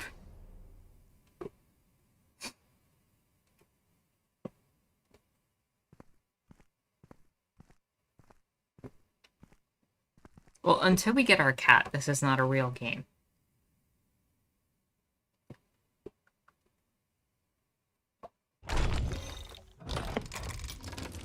Clearly, we're learning Base Cat's powers a little bit here.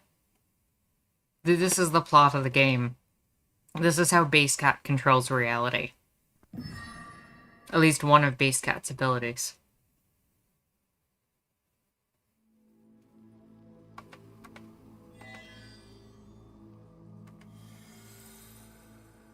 Alright, so you want me to go in this door? Is that what you want?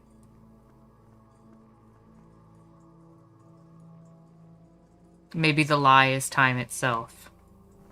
Maybe. Let us head into the first door. Chapter 1.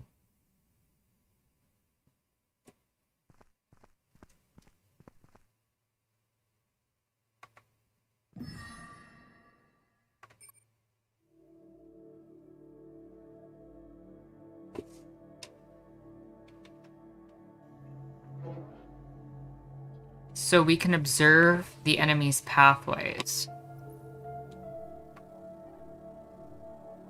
If we didn't move. So we do have to wait until the enemy opens the door. Now we want to... Which way does the enemy move? Okay. So as soon as the enemy opens its pathway for us, we want to start moving here. Then we're going to move here and wait for you to turn around.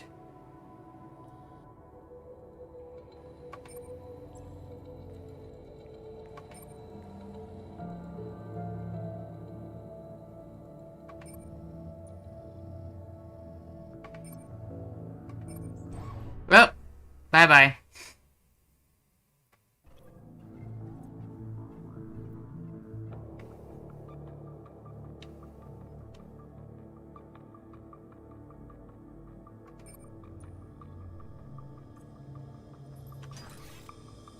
Nope, robot will catch us if we do that.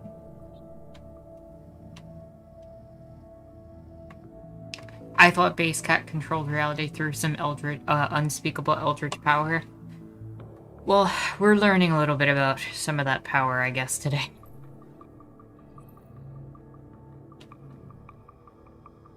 Can't I just reach the end from here? No.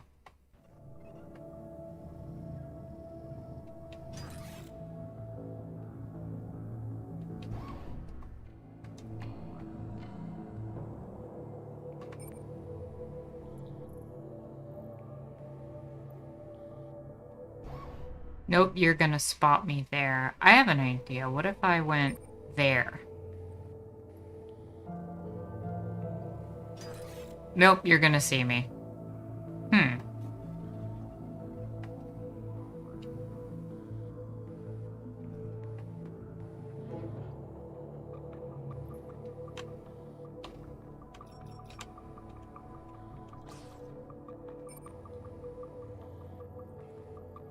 You do not see me here. The second you turn around, I want to make a run for the door. And see if that works. Ha! If you change even a split second of timing, it can change the entire run. That's interesting.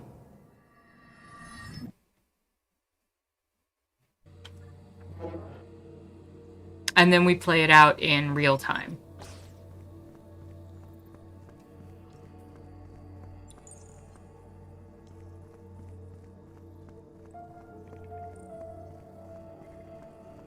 Bye-bye. That's funny.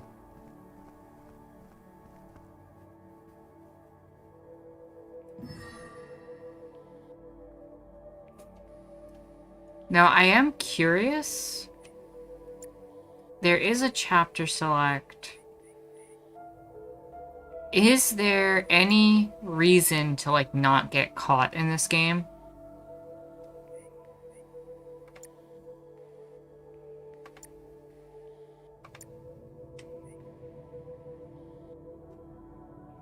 Like, is there a reason to play it without getting seen by the robot like I did at the end there? I just want to know if there's a point in doing that.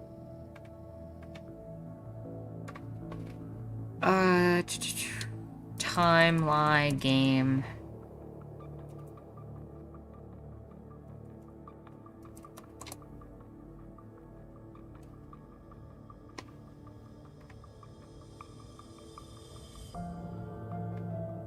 Let's see.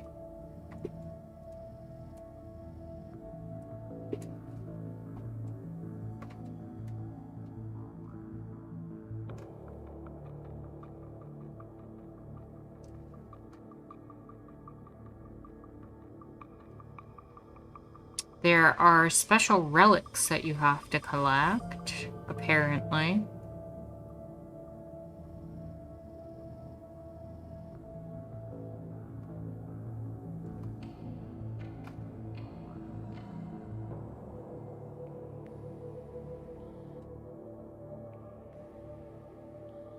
I'm not seeing anything about not getting caught at all.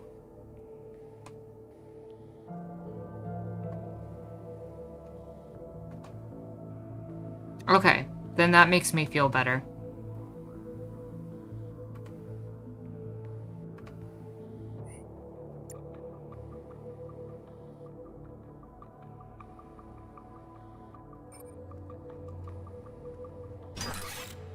And instant game over. Did you think it was gonna be that easy? Maybe I did.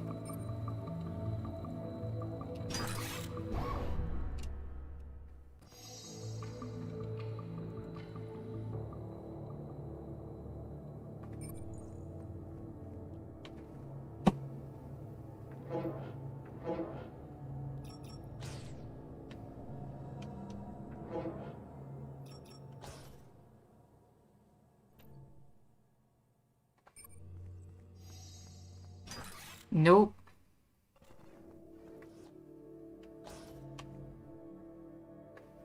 This is kind of difficult, isn't it?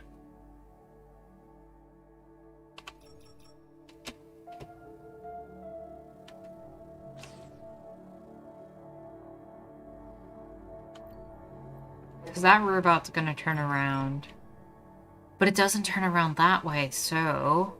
While this one is...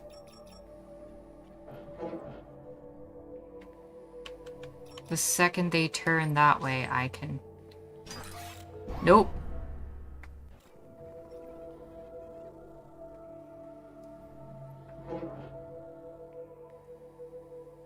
Base Cat is Nilorotep in disguise. I don't know who Nilorotep is. Who is Nilorotep?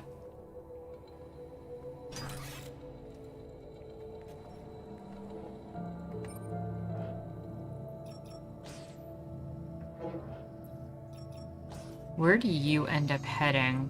You go that way. You turn around. Okay, that's the moment to do it.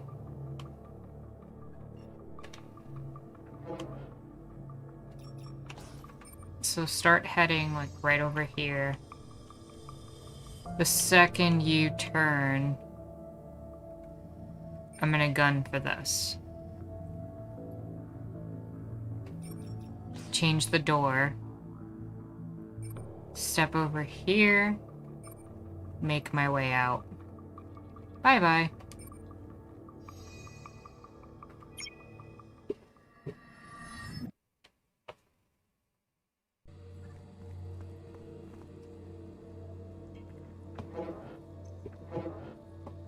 It feels like I'm trying to film a movie, but like with the events in the right order, and I'm kind of enjoying this. It's almost like a puzzle-esque, like Prince of Persia, Sands of Times type thing. That's the kind of vibe I'm getting from this.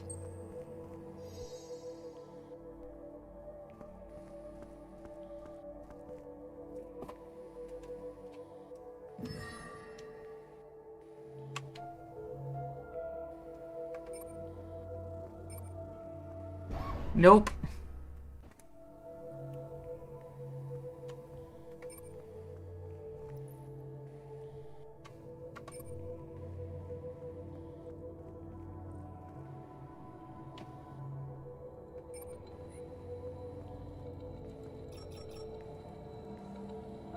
That's gonna close the door now.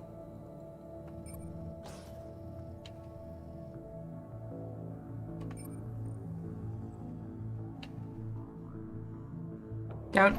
Yep.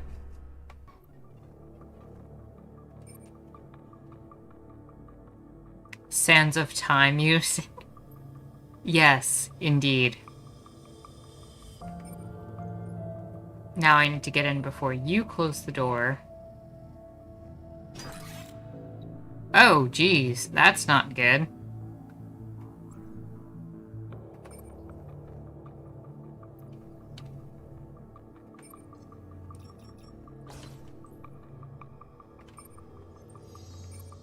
And then I can make it in.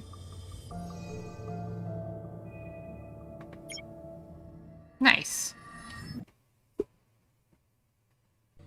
And then we watch the movie unfold. So here's my question so far. Is she picturing all of the future in her head and then enacting her plan? Or is she actively manipulating time itself?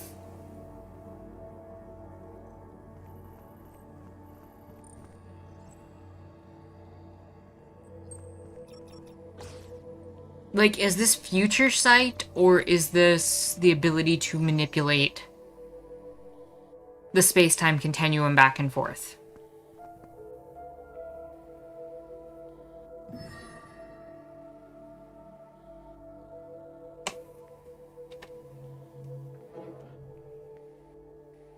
Is it me, or does it seem like you're running around in pajamas? I thought she was running around in a baggy sweater.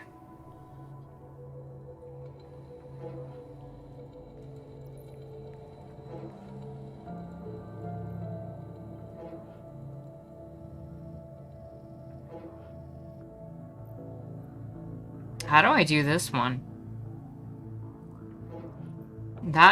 Do I have to lure the robot away?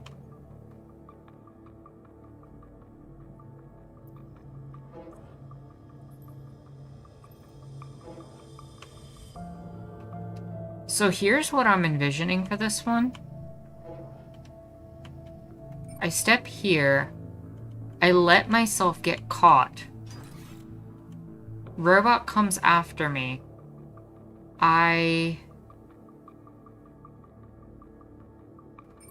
run this. No, whoa, that is not gonna work. That robot gets fast when it finds you.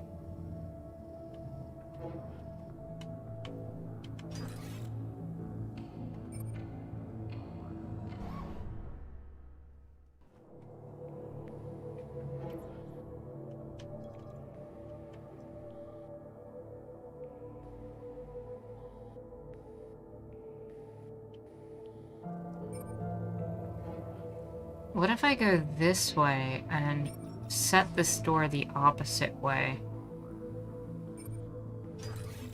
And then I get caught here. Whoa, that is fast. Why are you so fast?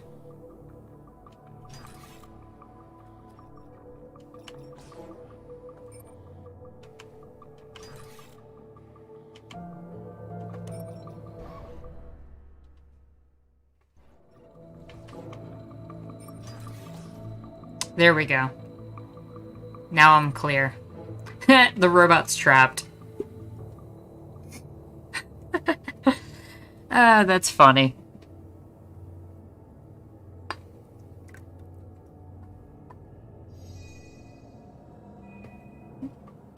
We trapped the robot.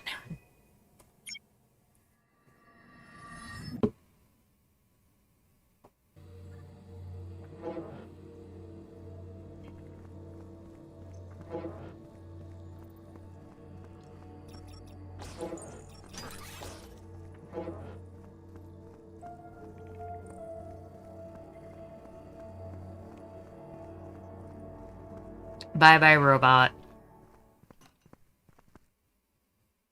Wait, what?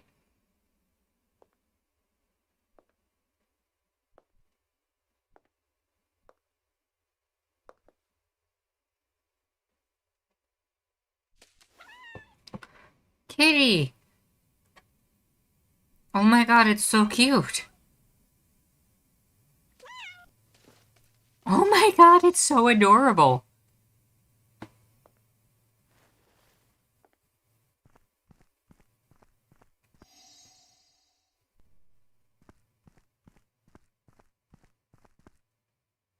Is this a Schrodinger's cat reference? Are we in the quantum realm?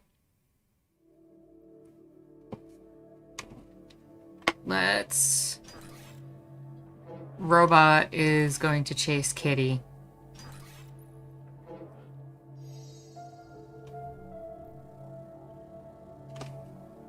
So we're going to use Kitty as a distraction in order to do our own bidding, as it were.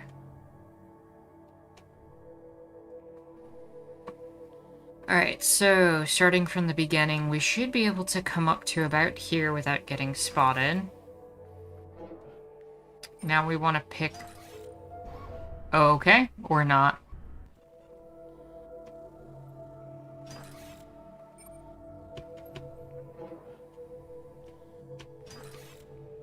Nope.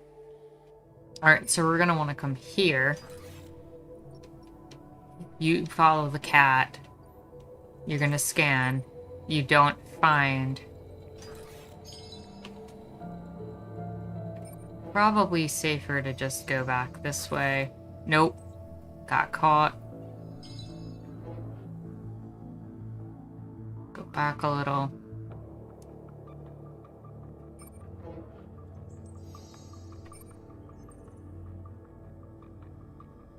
That works.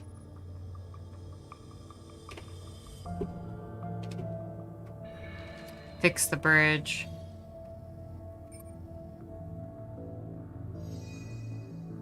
And play.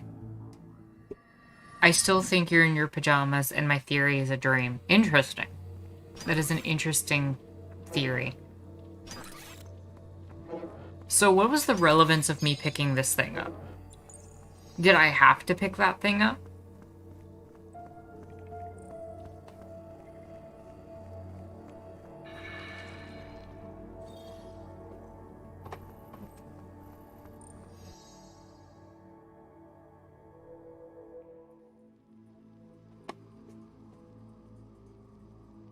Okay. Is this where we befriend Kitty? Will Kitty now accompany us? Symbol on the ground. Gun, door, Y, tree, elevator? Okay. Zero said, I think she's a sci-fi experiment trying to escape in the baggy sweaters, pajamas. The atmosphere reminds me a lot of Hyperlight Drifter. I also probably have that on my mind because Dead Cells just added the Drifter stuff into the game.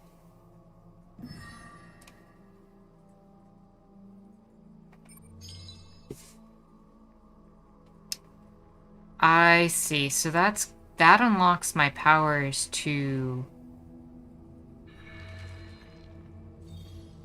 manipulate the world.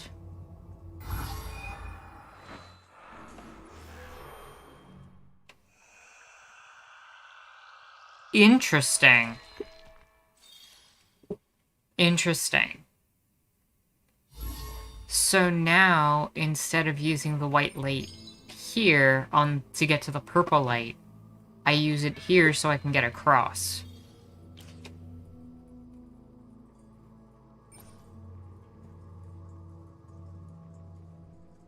And now I'm gonna need to turn that door off.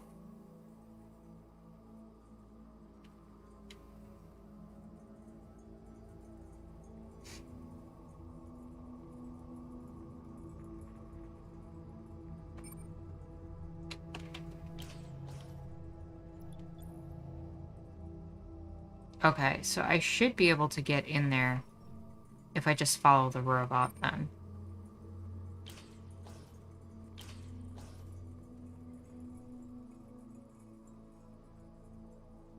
Oh, was I not supposed to hit that? Okay.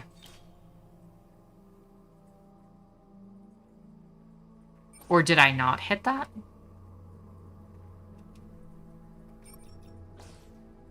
There we go.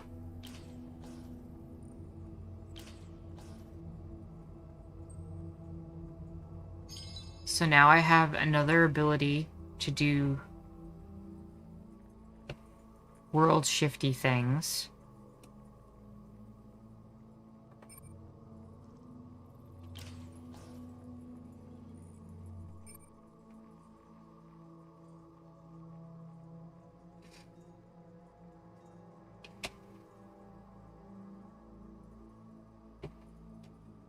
I need that.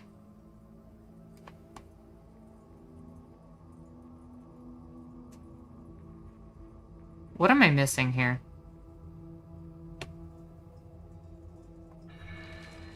I very clearly need to fix that. Oh. Oh, this is getting real specific. Okay. I see what I have to do.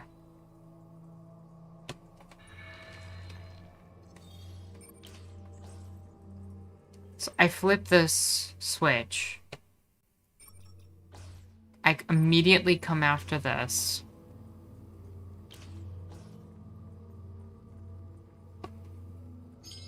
And then I'm going to stand in front of this door and wait until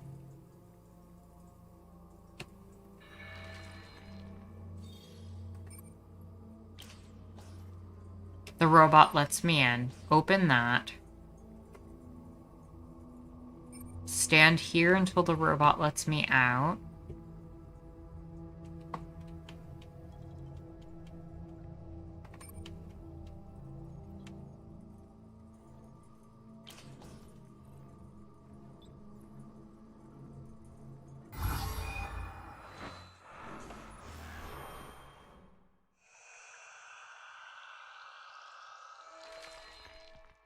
Oh, this is fascinating.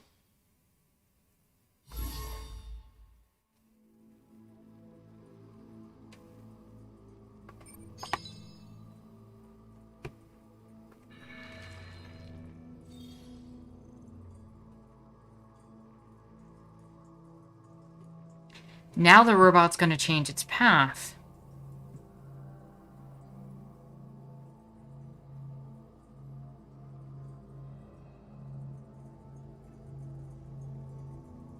Which will prevent me from going forward the way that I wanted to.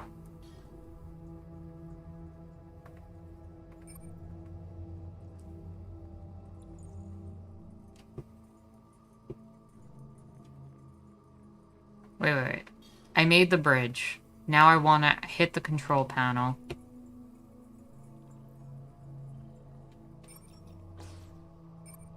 And... I want to grab this. Because I want to... fix this.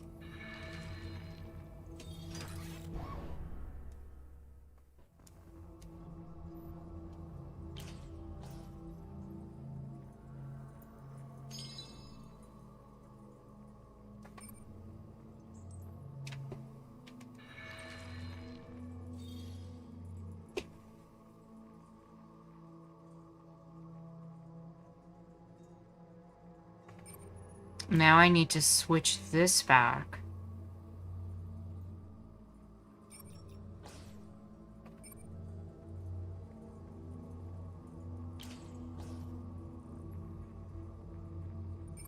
And I want to open that door. And now I want to hide out here so that the second he turns around, I can gun right for the exit.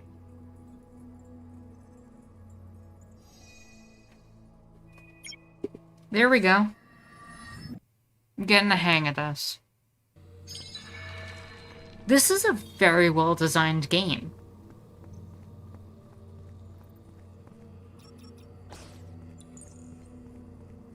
These puzzles are very well thought out as well. So far.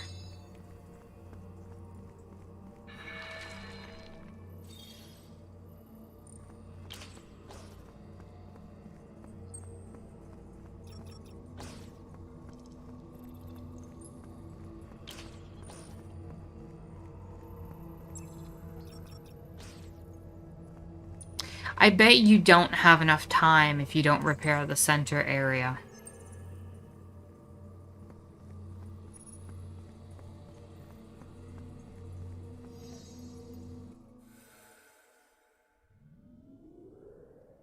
So what is this now that we've just gotten to?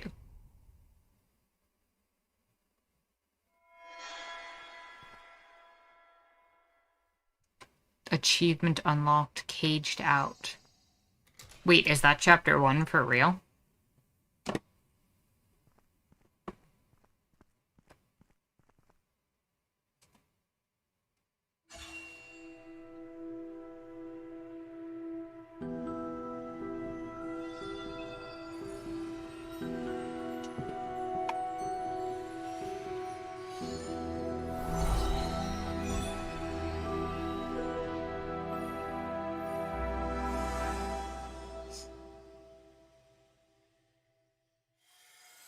So each of these 4 doorways is going to advance the clock a little bit. Interesting.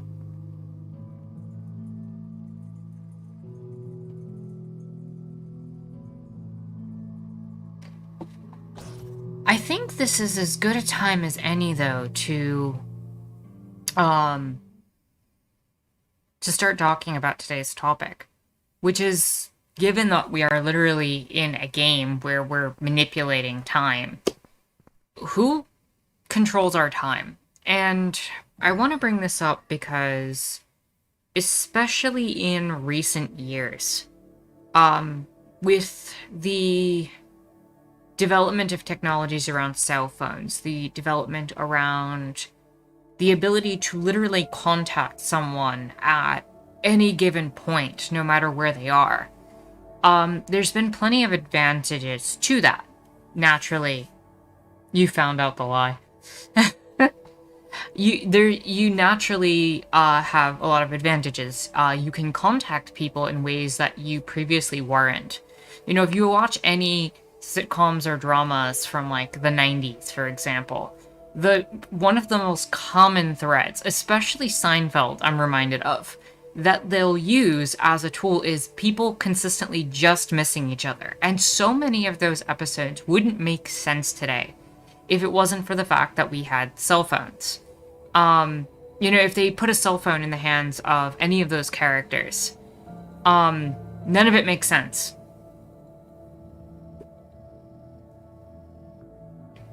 Merchant says, don't you dare. Don't I dare what?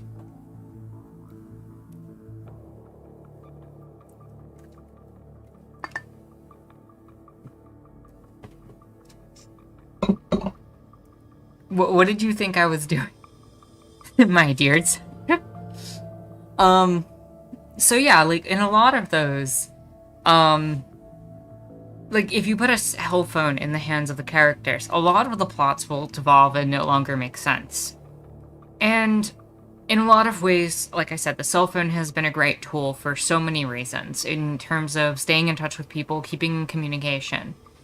The downside, of course, has been that our bosses can contact us whenever they see fit. And we're in a society now where we're expected to answer and be glued to our emails, to be glued to our phones, to be able to respond in an instant.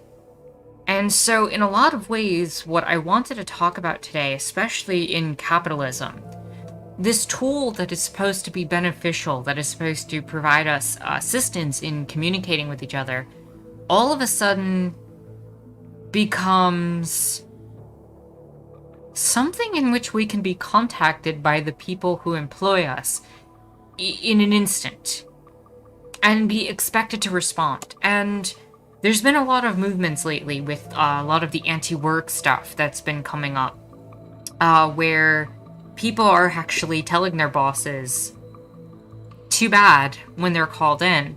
But for a long time, people were kind of expected to answer if they wanted to keep their jobs.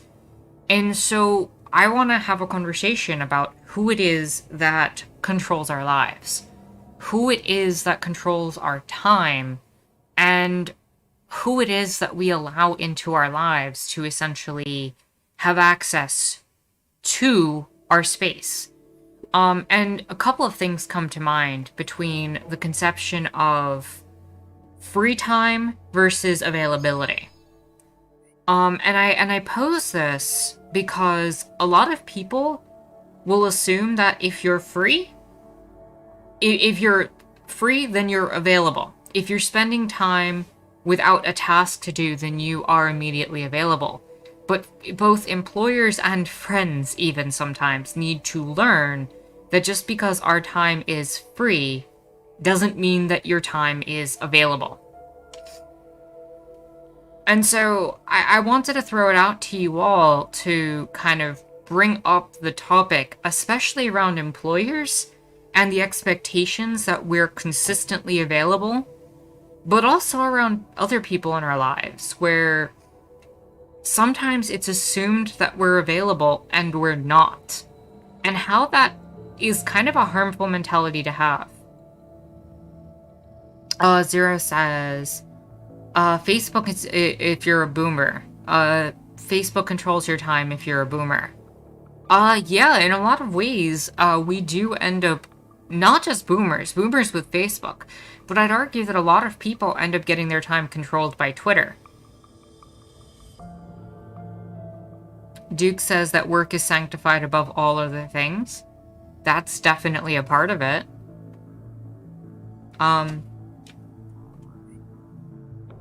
I'm totally gonna get caught. How am I not caught there?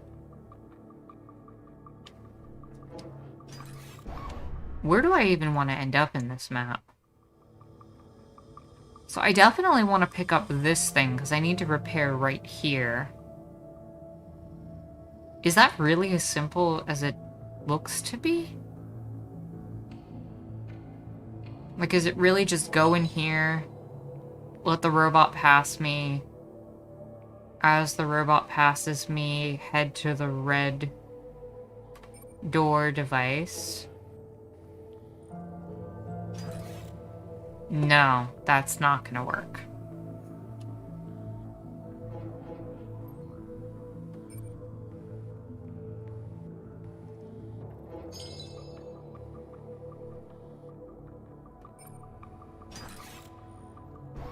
It'd be nice if I could get past the robot before it showed up, but I don't think that's possible.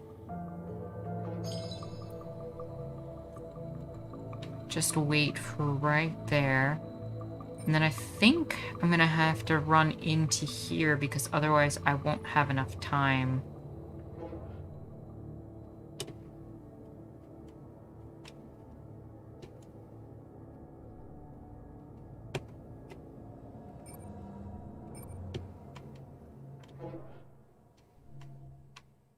Okay, I think... Does the robot... The robot doesn't turn towards me there. So if I were to stop right here, I could probably manage to repair this. And I might be able to sneak right past it. Swap the door.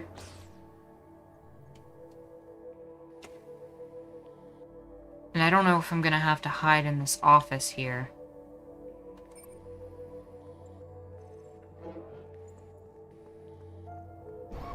Totally gonna have to hide in that office because there's definitely not enough time. Unless I space my time of hitting this... No, because that won't block that door. Okay.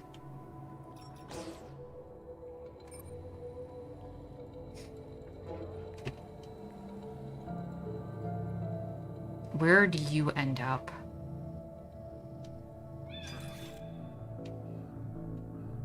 Okay, Kitty saves me at the last moment.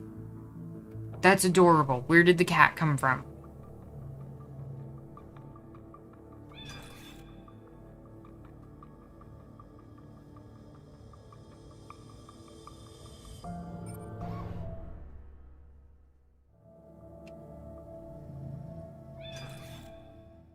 Okay, I don't want you to move. I want you to stay still.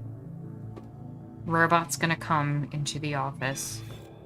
It turns around. Now I want you to follow the robot.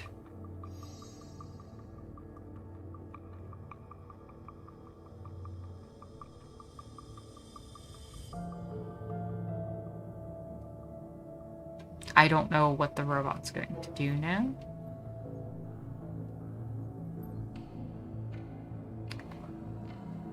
Alright, then, after you follow the robot, go here.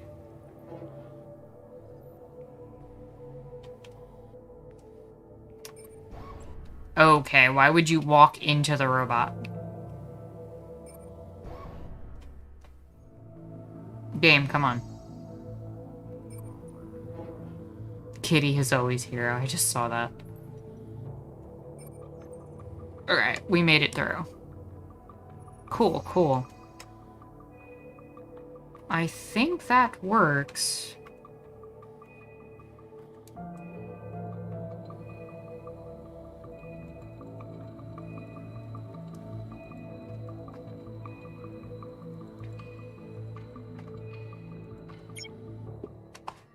So while this plays, let me catch up.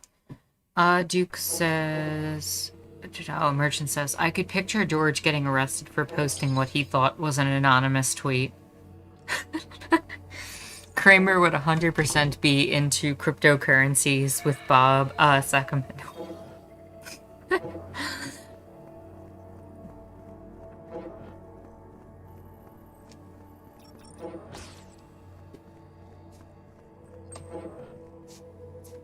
Zero says, I would wager Elaine dates a crypto bro and Kramer falls into QAnon and George gets canceled. I didn't mean to turn this into a Seinfeld episode thing.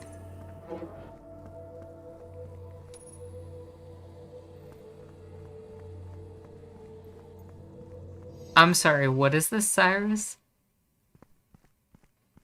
Cryptocurrency people are calling themselves POC? Duke says it's like being the robot girl in Ex Machina escaping.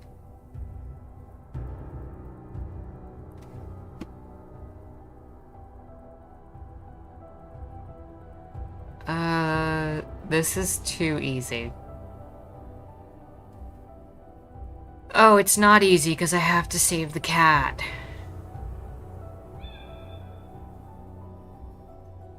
I got you, kitty. No, you have a few seconds. Okay, so I can grab this. Which gives me enough time to hit the door.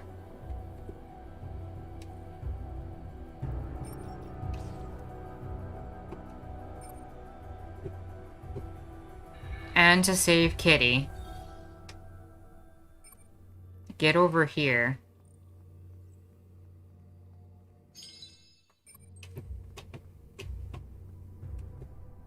Save us both. And then peace the hell out.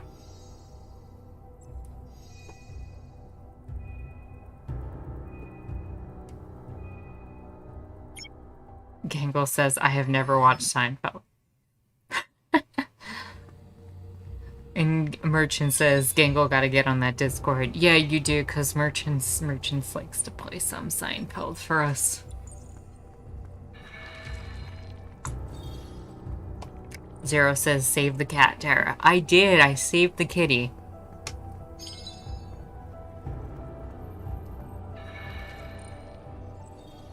But, trying to get back to the topic a little bit, I think it's kind of relevant to think about, wait, what has Jaguar said? I was listening about the thing, in the field that I'm in, there's a weird expectation all around that we're supposed to give of our time freely. Jaguar says, and if we don't, we are not a team player, nor do we care. I think that's an all too common practice, right? And, you know, there's an expectation that you're going to check your email. There's an expectation that you're always going to be glued to this device and willing and able to give your time at all times, or else that's exactly the language they'll use. You're not a team player. In a lot of ways, the ability to instantaneously contact us under capitalism has made a lot of bosses feel like they're entitled to your time, especially. And when it comes to like scheduling and stuff like that, the amount of posts I've seen on places like anti-work Reddit or other places where they're talking about or experience, and I've experienced this before, I've known people who've experienced this before, the amount of times where you get that message where it's like, hey, nobody else showed up, you're coming in, right? And if you say no, you're worried about losing your job. Gangle says it needs to be part of a contract when you will be on call and when you won't. I agree with you, Gangle. It really should be, but unfortunately in most employer situations, it's not treated as such. You know, I'll give you an example. There was one time where, something went wrong at an office I was working at, and I basically got a text from one of my bosses and was just told flat out, get in here right now or you won't have a place to come back to. And at the time, I felt like I needed the money, so I had to listen. It didn't matter that I had plans that day. And stuff like that's kind of far too common.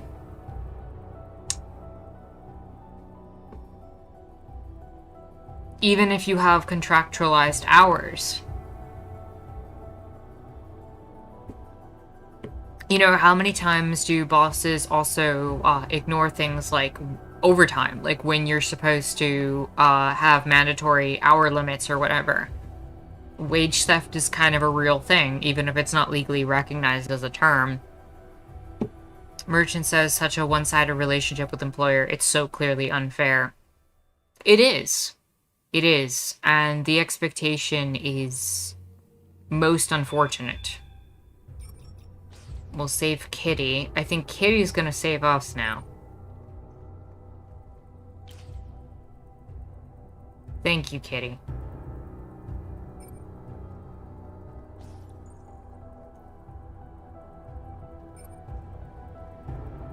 Kitty, you better move. Kitty, I'm gonna need you to do like a meow.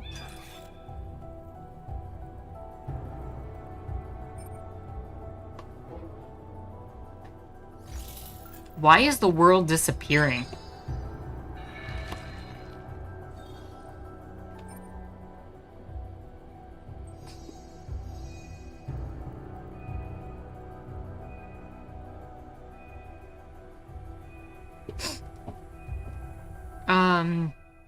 Where did I? Zero said in research science you're expected that you have to go into work and do whenever a specific experiment requires. Kinkle said you need unions. Unions at the very minimum, but honestly, I'd prefer to live in a reality where, you know, we had some sort of worker cooperative system where, you know, you could pick your hours and share it amongst a bunch of people.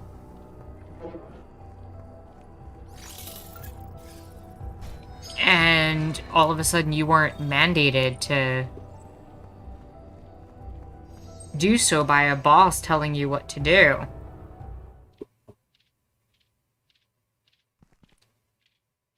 Duke says, did the universe ever exist to begin with? Oh, hey, Kitty. I guess we're friends now. Aw. Oh my god, you're so cute. Why are you adorable? Yeah. What are we doing, Kitty? We're gonna beat up the robots? Yeah, we are.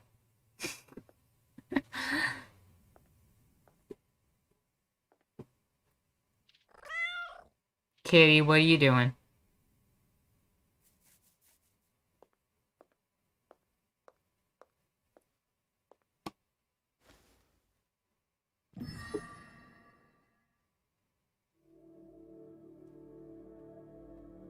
Oh, now I'm controlling the kitty also. Okay. I've unlocked the full power of cat. Save a cat's life and it will never abandon you. Duke said, when are kitties ever not friends? Cats are natural-born anarchists. I've said this before, I'll say it again. They know what's up.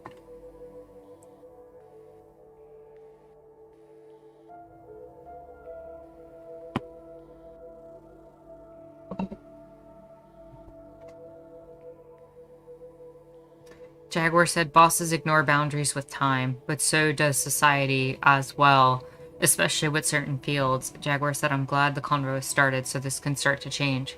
That's the thing also, it's really a boundary issue. Your time is your own. Your time is for you. And there's too many people who feel entitled to that time. And that goes from, like you mentioned, Jaguar, especially with bosses who are like, we're going to pick your schedule, we're going to control your time, the idea of flexible hours that have been introduced. But it does also apply to a lot of people who feel like, oh, you didn't answer my text in a certain amount of time, you didn't answer me in a certain amount of time. And I get the idea that on some level we should respond to the people that we care about, and we should try to keep in touch with people. But at the same time, I'm not necessarily talking about, oh, you didn't respond to a person for maybe weeks even. But, like, the idea that I didn't respond to you in 10 minutes as kind of a norm. And I feel like there needs to be a societal conversation and a social restructuring around our expectations around each other's time. Not just in the workplace, but amongst our own social lives as well. I know a lot of people have that issue with their parents, also, where texting has just kind of enabled some really awkward behavior from from the older generation when it's come to, like, responses.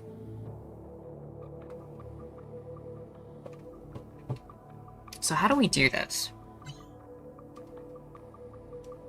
I don't know if any of you have any experiences that you've had that you want to share or talk about when it comes to time and boundaries and who controls our time through the society.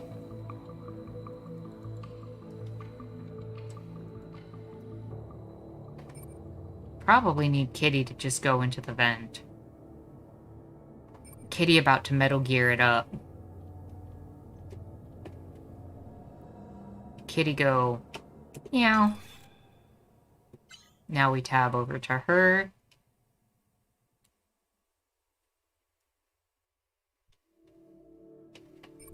But, oh no, Kitty got attacked. We can reverse time though. Now Kitty's gonna go this way and open the door. Now you're gonna go over here and do that. What? That's not what I told you to do. Alright, Kitty. Kitty, I need you to go into the vent.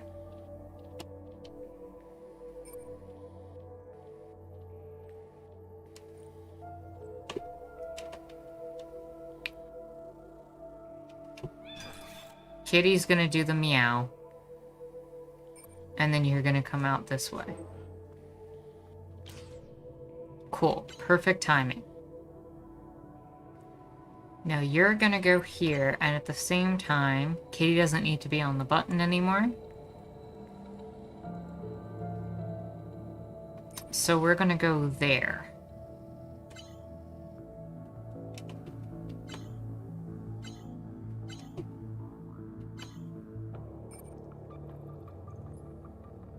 We're gonna hit the button, become the kitty.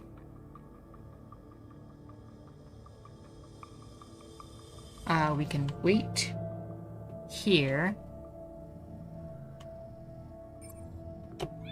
Meow.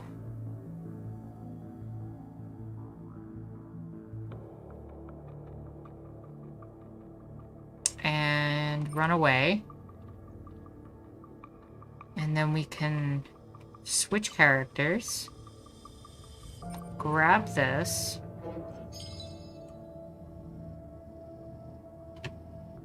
Build the bridge. But then we need to go back. Switch to Kitty. Have Kitty... Can Kitty not meow here?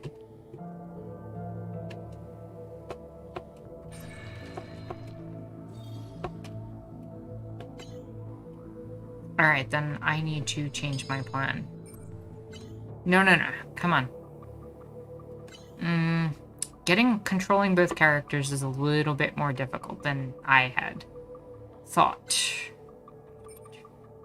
You stay there. You're gonna grab the thing.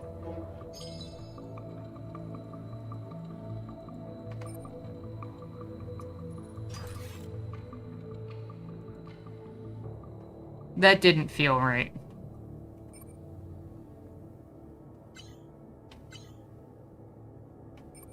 What is this right here?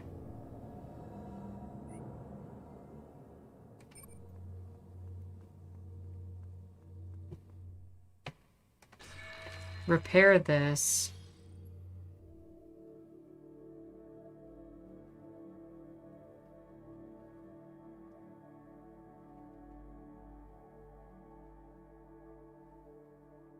Am I missing something in this level?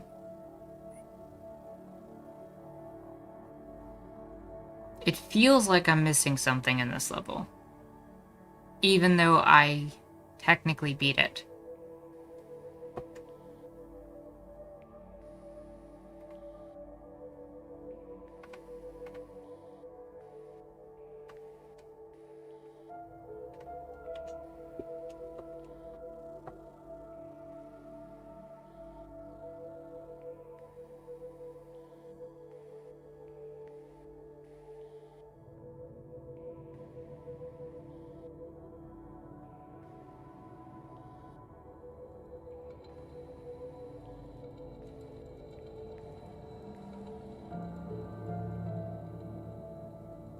Oh, I see. Okay, hold up.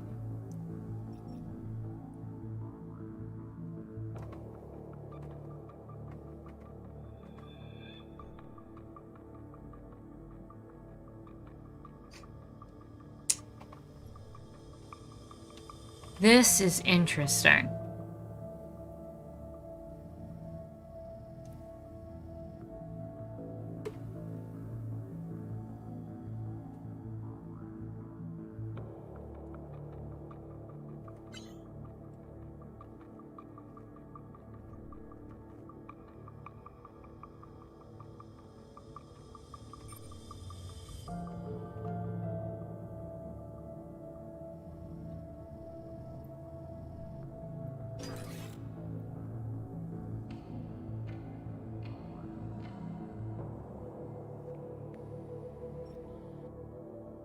So she opens that.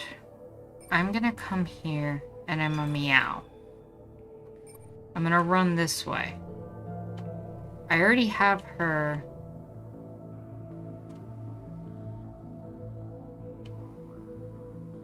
In a good spot.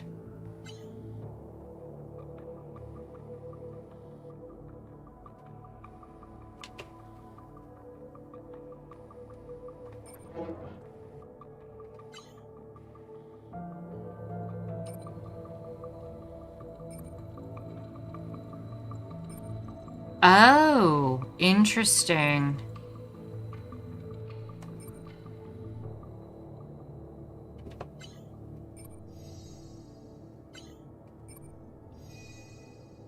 That's how you do that. Okay. So each mission, certain missions have special relics where you have to beat them without doing a certain thing. So this level said, don't build this bridge here.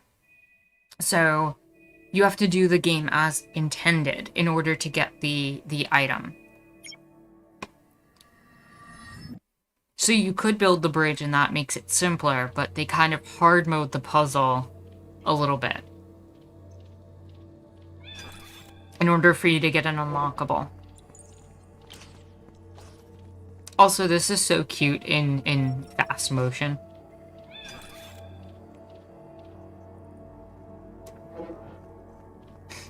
That cat is adorable. That cat's like, I ran past you and what?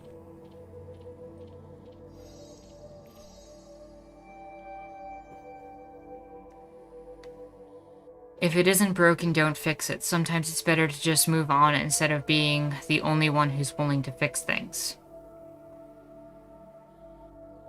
Oh. Okay, and we get some advice going on here.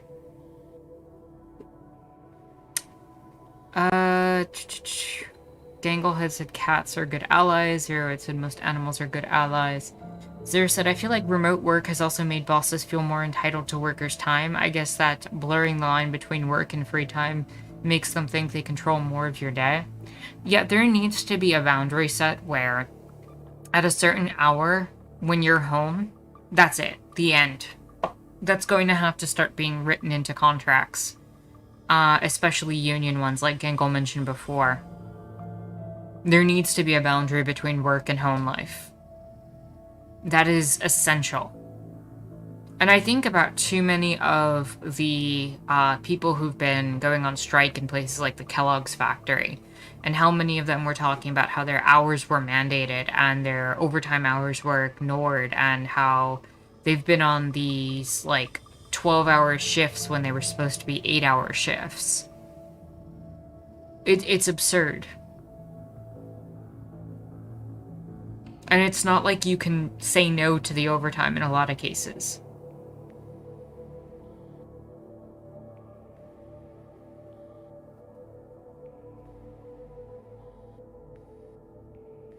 Zero says, I am become cat destroyer of worlds. This is true.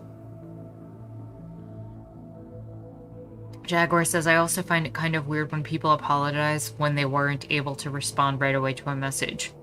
I think there is too much pressure in interpersonal relationships to respond as soon as possible, and when did as soon as possible turn into right now? That's a really good question, Jaguar. You know, when did as soon as possible become right now? When did that expectation turn to become this very moment in time? And why do we feel pressured to respond right away? I don't know. I think it's because we're capable of responding right away.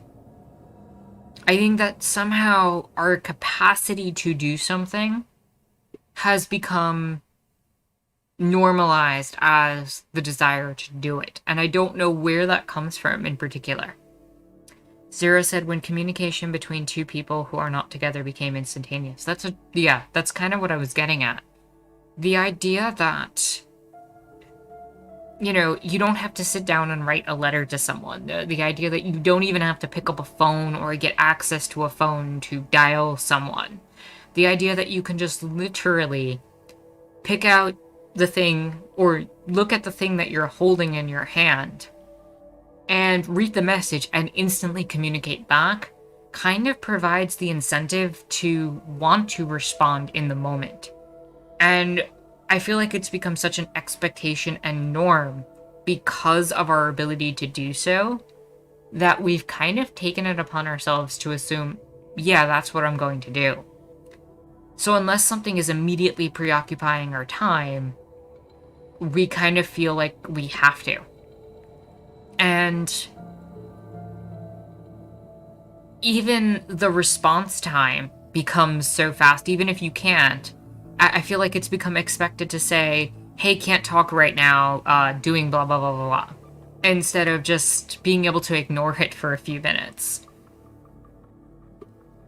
Duke says, moving on instead of being the only one to fix things reminds me of being the last person and they're calling you in. Yeah, it kind of does. Like, you're the last person on the shift, or you're the most responsible person on the shift, and of course they're gonna call you in to try to cover. And the leverage that that's giving a lot of people right now, because, reasons. You know. Because what do you do if, what is the boss gonna do if you say no? Is the manager gonna run the entire shift themselves? It's like, whoops. So this one you have to beat in a speed run, apparently. And I don't know how to speedrun this, so we're gonna do the best we can.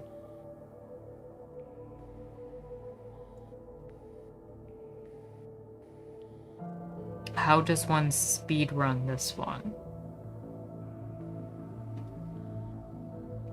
Well, I'm assuming Cat goes here. And then we go back and switch characters, and you go here.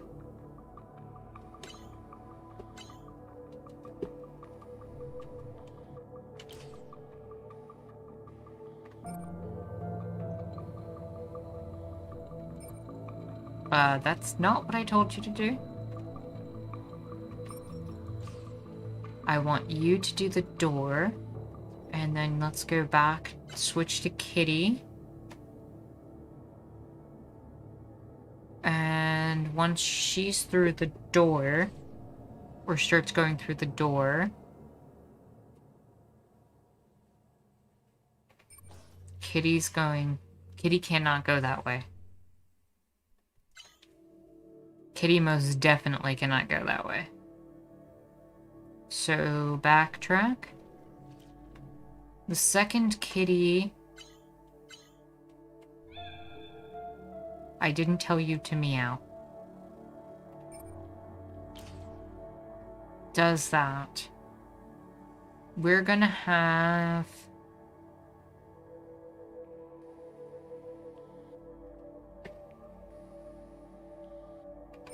I guess Kitty run this way? And go straight for a door? No, Kitty cannot run past that. Alright, new plan. She runs this way. Kitty goes through the door.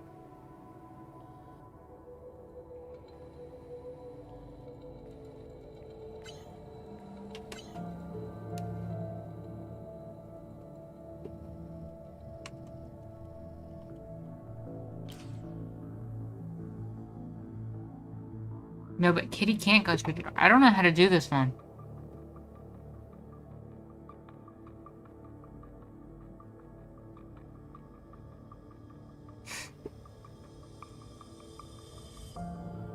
Because I need her to open this door. Wait, I have an idea. Hold up. Hold up. I have an idea. Alright, Kitty, you're gonna go here to start. She is going to come over here.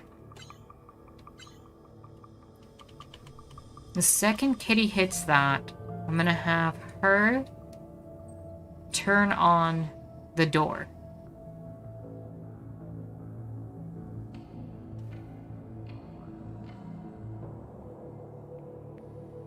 Now I'm going to have her come back this way.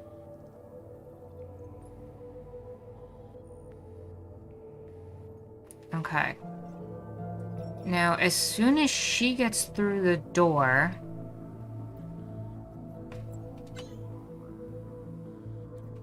I'm gonna have Kitty run to the door.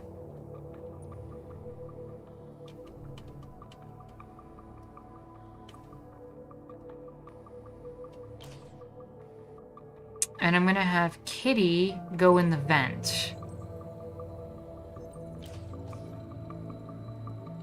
And come out here.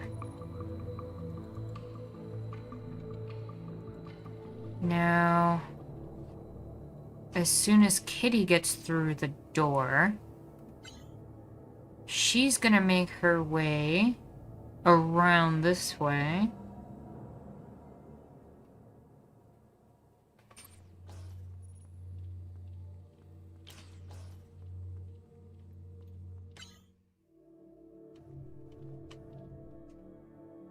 Kitty's gonna meow and head back this way.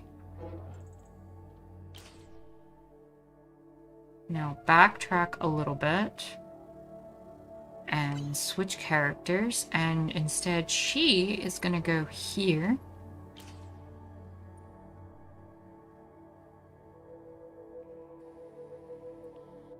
And pick up this. Immediately repairing the door.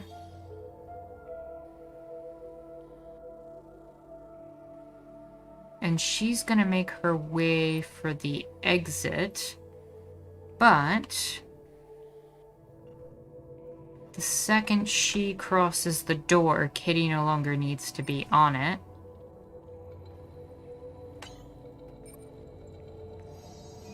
Was that a speed run? That was a speed run. Nice.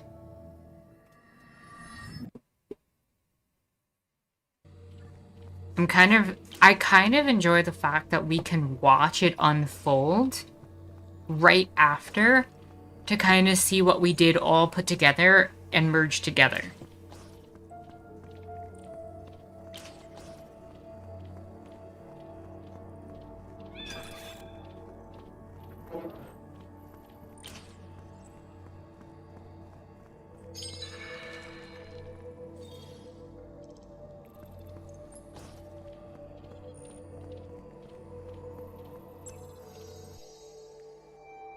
Well planned.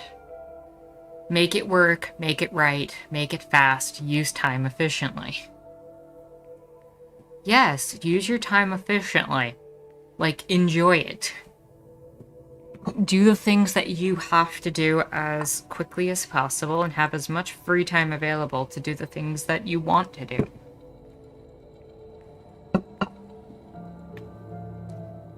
It's almost like anarchy requires organizing and planning.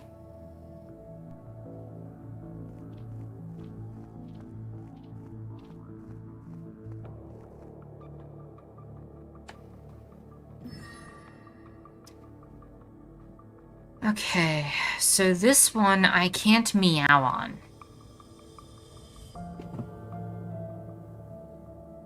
Which makes me think robots are gonna come through the door very shortly.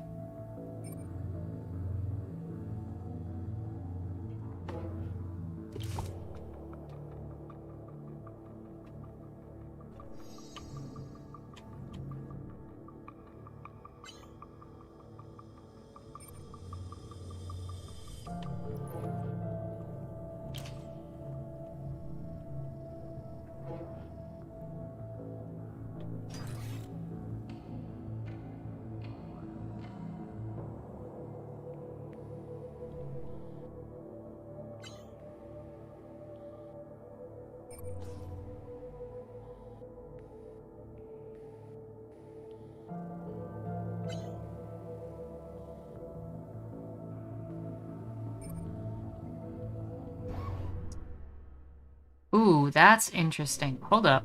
No, I got this. Let the... No, I need Kitty to stay put. I need Kitty to trust. Now, as the robot moves that way, we're gonna have the door open again. And Kitty's gonna make a mad... I wanted Kitty to make a mad dash.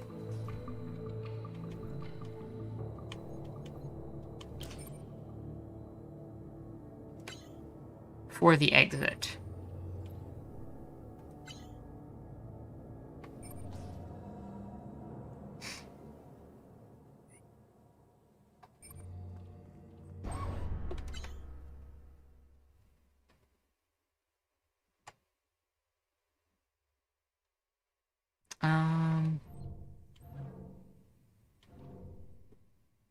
I'm gonna have her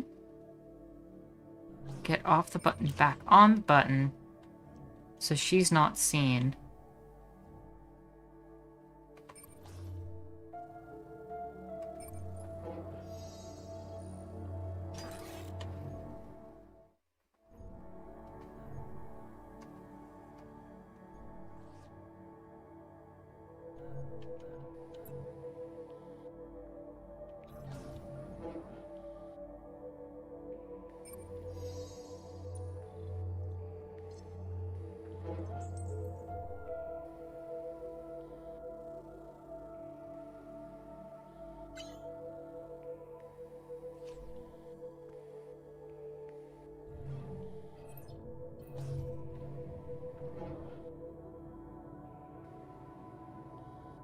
Maybe I need to reverse this? Yeah, I think I need to reverse this. Hold up. I have a plan. We're gonna have Kitty go to the yellow switch. And we're gonna have her go to the door. Gangle says, again, I think the pandemic has raised awareness, for instance, about the need for unions. I'm completely in agreement with you, and I've been very grateful for the fact that this pandemic has made one positive thing happen, and that's that unions have started gaining popularity and strength again. Because you had so many businesses call workers essential, only to have them just completely disregarded and not have any of their wages raised, and record-breaking profits for all of these companies during the course of the pandemic, as certain people stayed home. And it's infuriating that it took this to reach this point. And even still, with this entire thing with Omicron happening, the fact that we still are relying on a for-profit model with vaccines, that we're still dealing with the vaccine imperialism, that we're still dealing with all of that, tells me that we really need to evaluate just how much and how deep all of this goes. People need to run it back to its source. And the source really is a for-profit system that does not prioritize or benefit workers globally at all.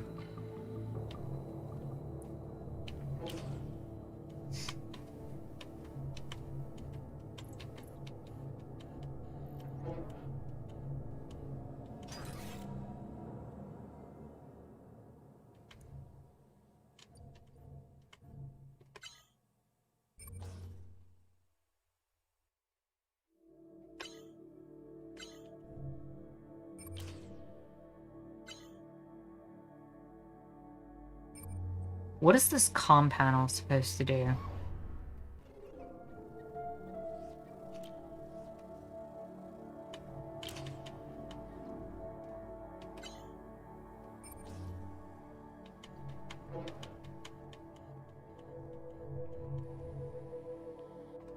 Does it lock the robot out? Because that'd be funny.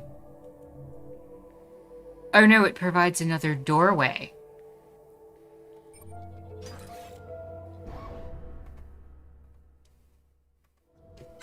Which gives Kitty an easy way out. Wait, no. Kitty stays off the button for there. Once that starts going that way, then Kitty makes their way.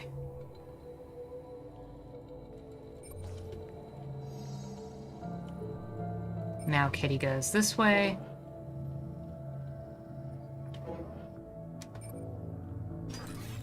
No. Okay.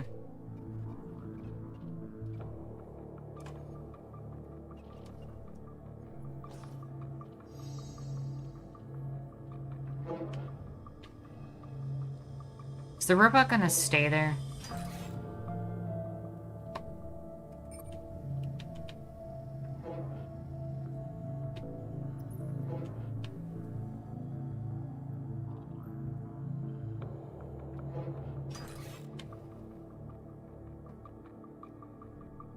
Where is the moment to do the thing? Scan the room. Probably right there. No.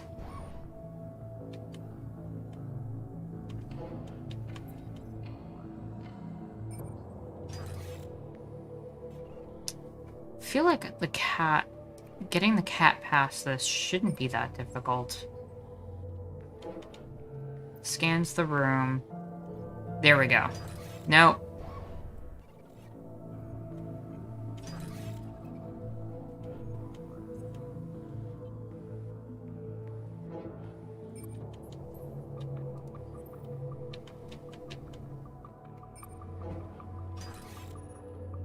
Go, Kitty, go. Oh, so close.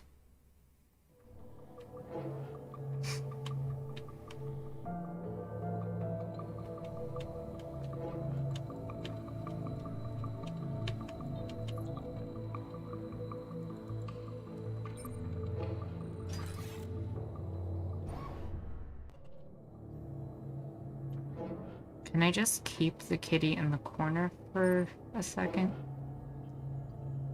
Will Kitty get spotted? Yeah, Kitty will get spotted in the corner.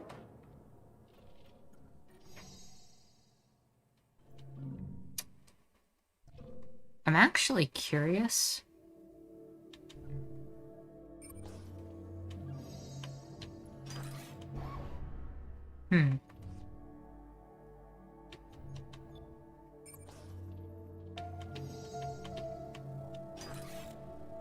No.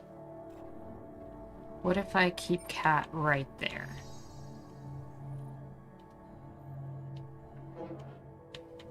You're gonna look around. Move you there. Really? You could see that one? Okay.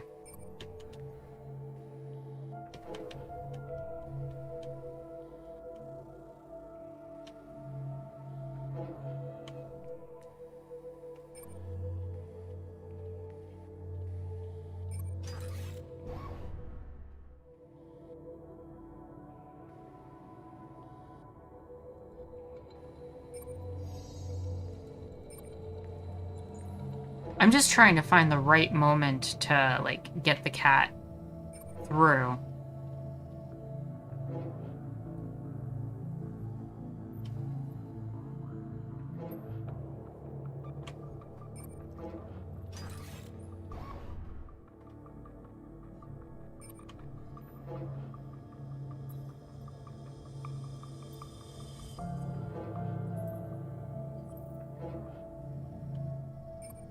That's probably it. Yep. Okay.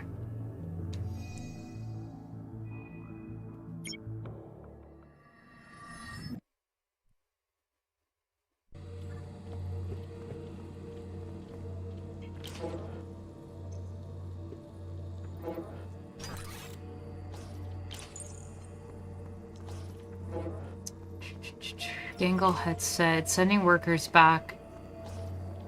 Wait, okay, Duke says, oh yeah, this Omicron and whatever is going to happen next has me convinced that they're running the world into the ground. Yeah, I think a lot of people realized how fucked up some of the things were that, they may not have thought previously. Gangle said sending workers back into the slaughterhouse with no vaccine, when those were the places with most infections, that was the height of arrogance. A slap in the face to make everyone start thinking about worker safety and worker rights. This is Cat, can you hear me? The quieter you become, the more you can hear. Interesting. I'm loving these little bits of advice. Gangle said a slap in the face to make everyone start thinking about worker safety, worker rights, and unions. Zero said, I don't think it was arrogance. I think they knew exactly what was going to happen and they didn't care. Doesn't that make it so much worse? It really does, because it's like, you're not going to do anything that's going to matter to us. Jaguar said the convo about time also needs to extend to interpersonal relationships too. If there aren't good models of what healthy boundaries are, how are we supposed to learn healthy boundaries for work? Yeah, that's kind of what I was getting at before, Jaguar, where it's like, we've become so regulated and accustomed to instantaneous responses from people in our lives. Not just our employers, but also, like you said, the people in our lives, the people who have connections to us. We make ourselves instantaneously available, and it's expected that we will be. And it's not just work, it's a lot of different aspects of life. Gangle says, that's why what I meant by arrogance. They tempted faith because they thought they were all-powerful.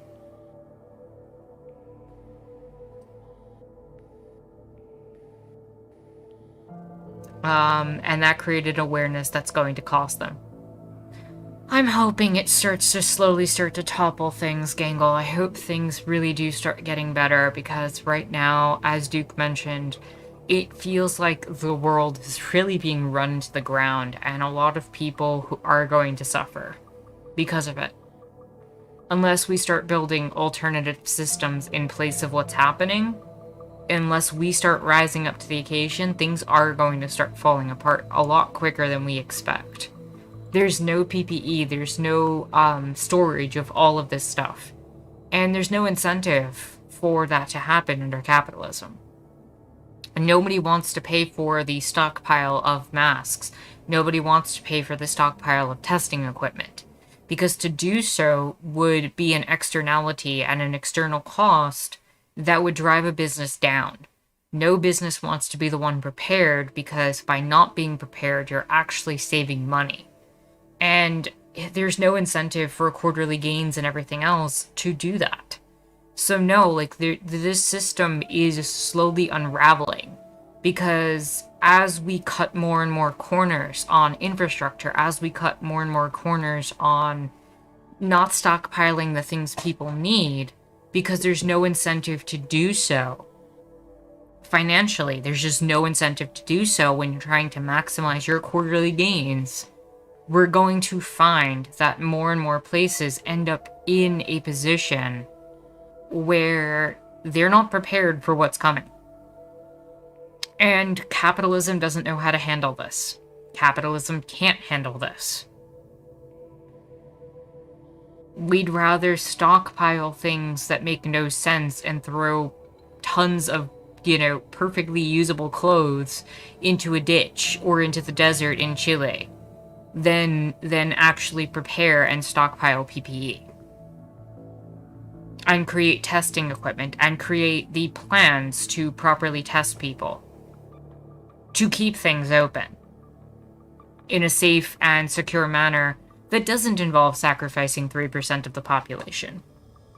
And who knows how many others across the globe, because we need to protect, copyright. And trademarks, and, the absurdity that we're worried about that when there are people's lives on the line and we're going to have new variants coming about. Merchants, you're 100% right, and I'm glad you mentioned that climate change is making a lot of things uninsurable. Zero says most of the people who work in slaughterhouses and meat packaging plants are barely even considered by people, to be people by the people who run them. Yeah, you're absolutely right to mention that, Zero. meatpacking was one of the worst hit. And for anybody who might try to make the argument against people working in meatpacking plants and slaughterhouses, they're not the ones responsible. They're not the ones running industrial farming. They're not the ones who are incentivizing and creating the work. I've seen this argument made before, and honestly, I'm not happy with that argument. If you want to criticize the meat industry, criticize the meat industry. Criticize the capitalists who are running it, the people who are lobbying to get meat prices driven down. The workers are still workers who are still subjugated under capitalism.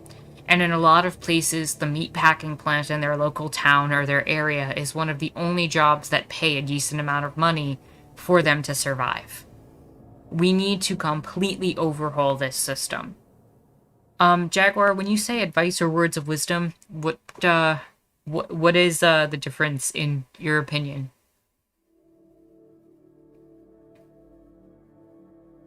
Merchants also says, I'm gonna live off the grid, the homestead lifestyle people are in for a rude awakening when climate change will affect them too.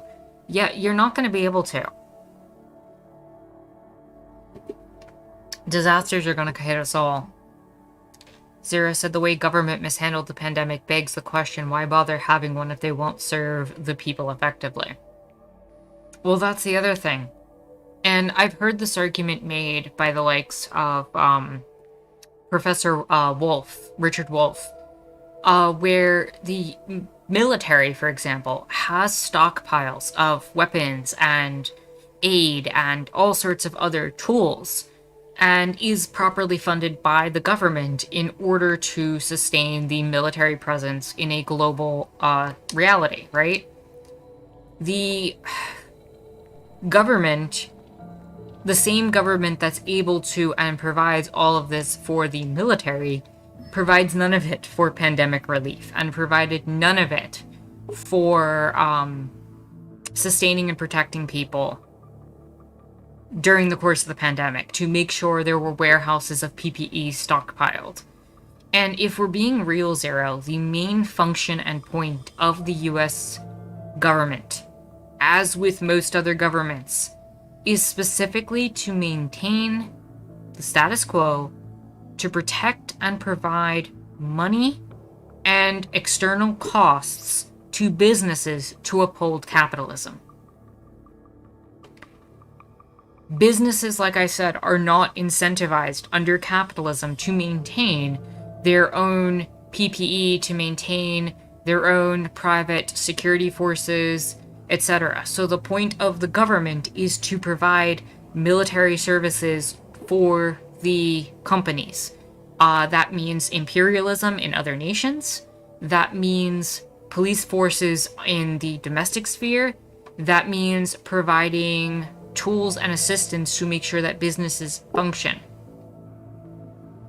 That does not mean providing care for people. That has never been what the government's about.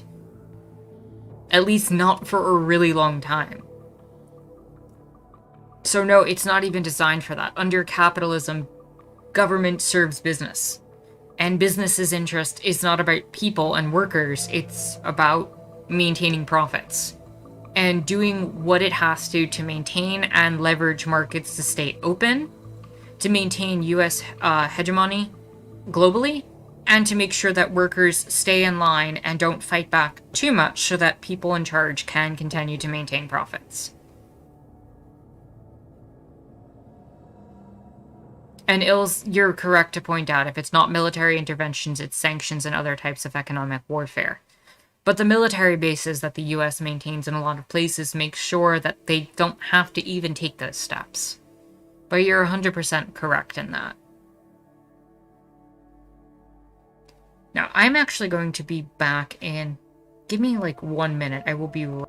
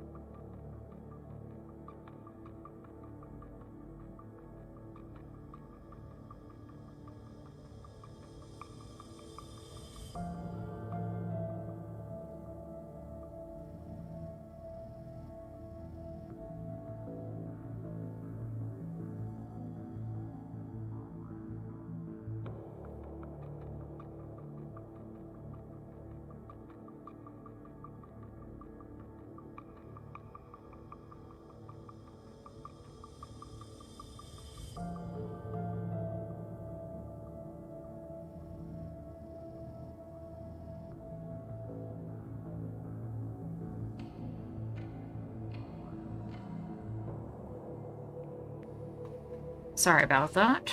Just had a quick thing I had to deal with. Il said US claiming to want to be competitive, meanwhile sanctions those countries that don't bend the knee to capitalism.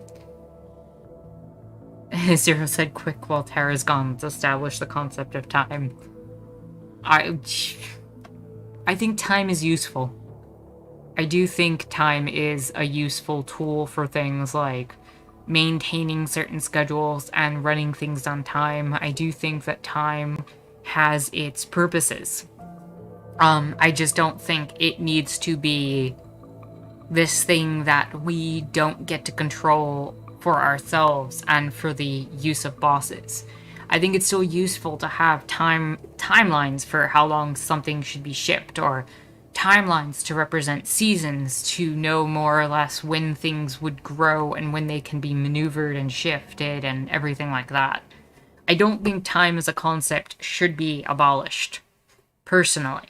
I just think that we can control our time more efficiently without an authoritarian telling us how to do it and to manipulate it.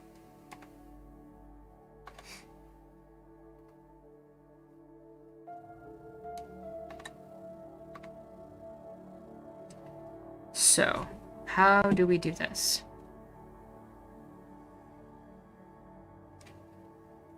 Duke says if we abolish the state, would that do the trick, though?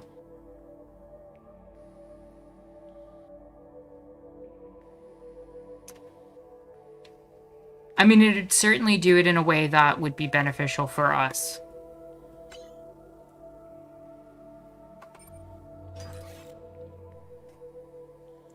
Robot is that way. So that robot is...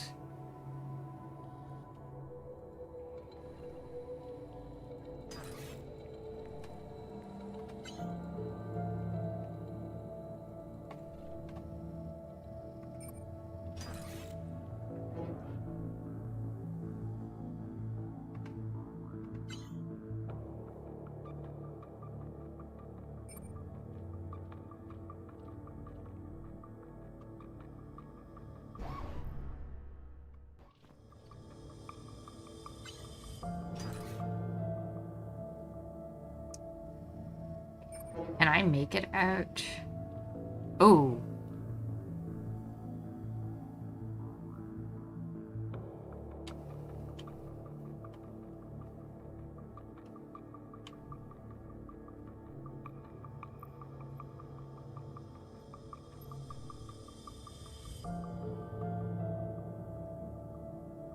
Let's see. Can I get Kitty to...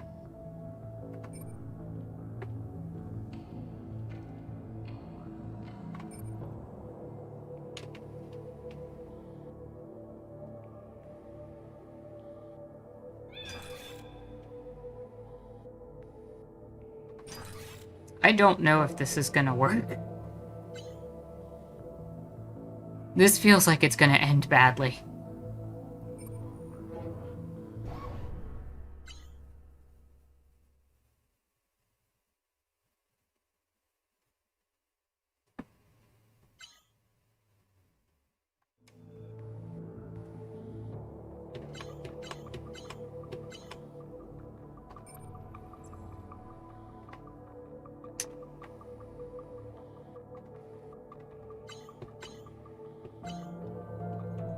How can...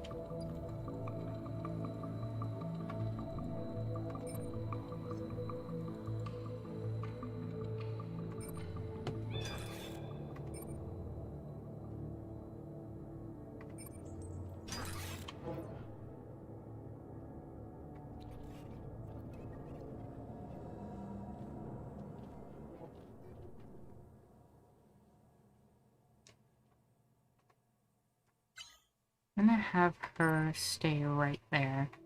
I'm gonna have Kitty run over here. Okay, wait, I have a plan. Go back a little while Kitty's still on the vent. I'm gonna have her initially run over here.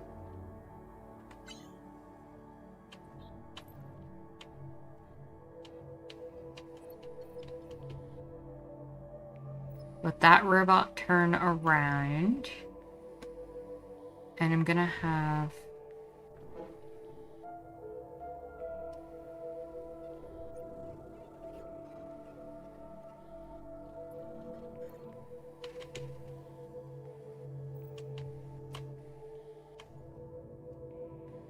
I'm going to have her go back this way. And at the same time, I'm going to do the meow. Wait, why would you go that way?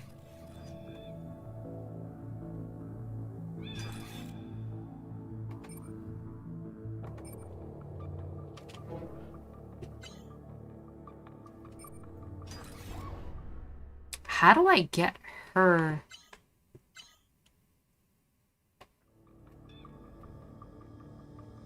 This one does not feel easy.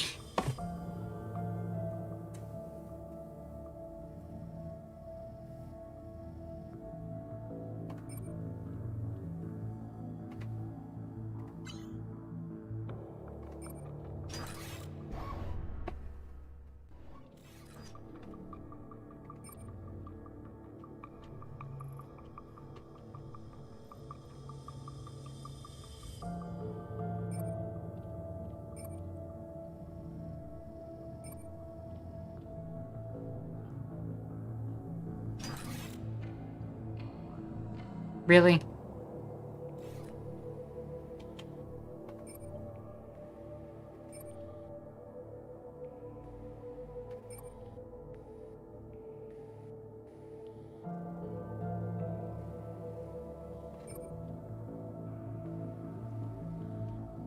Part of me is like, if I just meow there...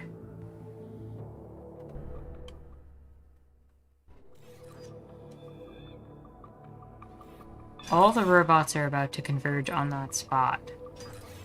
Damn it. That would have done it. If I could just...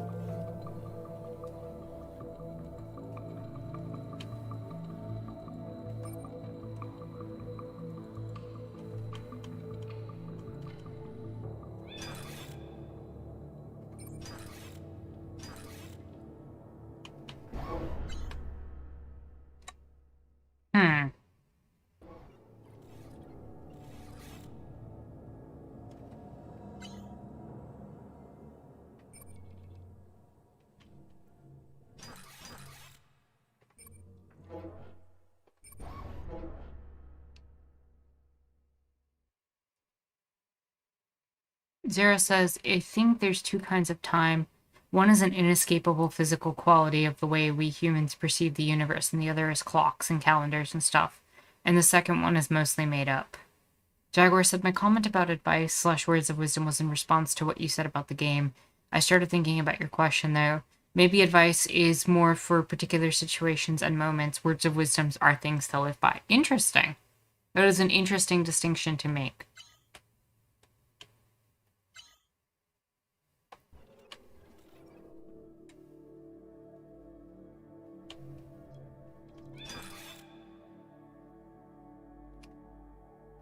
Okay, new plan.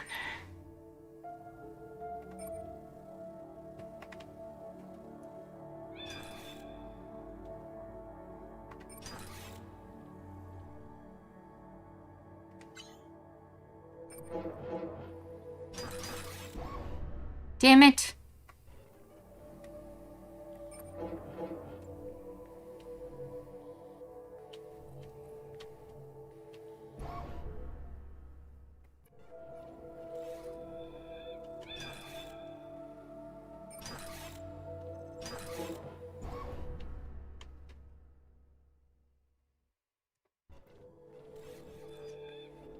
Alright. You stay put. Kitty.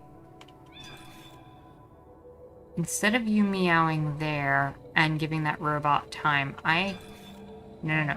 Kitty. Give you another second. Then meow.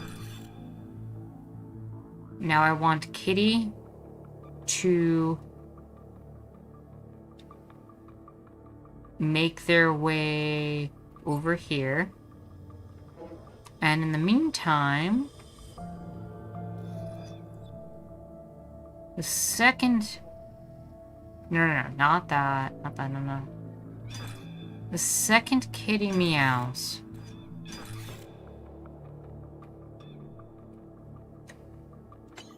I want her... Really?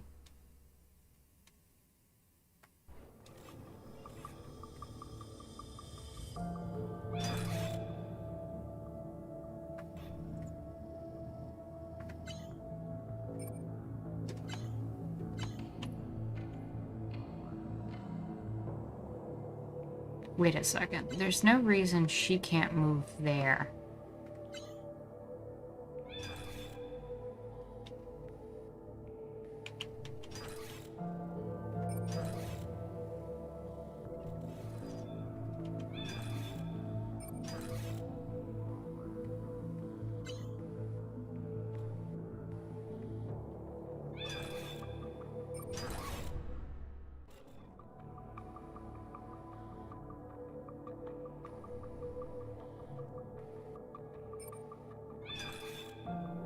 Second that robot moves. Kitty got caught, but I think she's gonna make it out.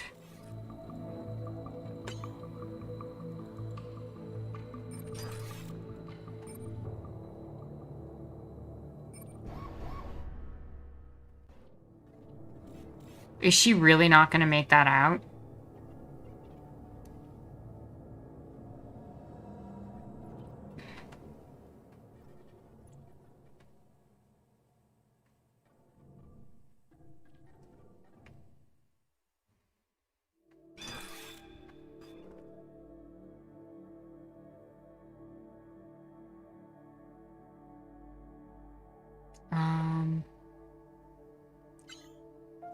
I'm gonna have her go there. I'm gonna have Kitty...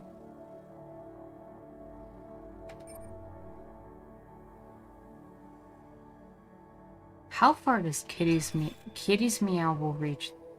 Alright, new plan. New plan. Kitty, stay there. No. Kitty, I actually do not want you. I do not want you to meow, Kitty. What happens if the cat meows while inside the vent? That's a interesting question that I never considered.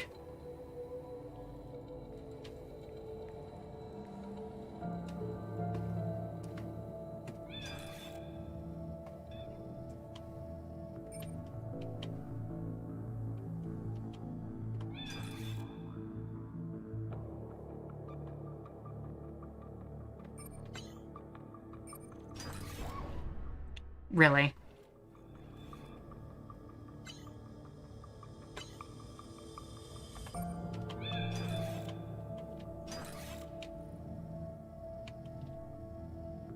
Wait, the cat really got caught there?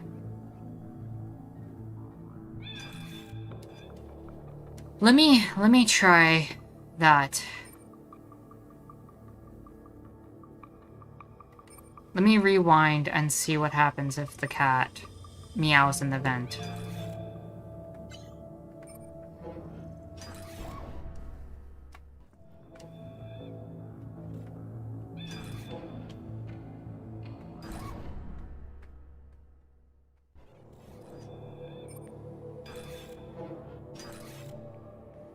It looks around and then doesn't see anything and then attacks the nearest target.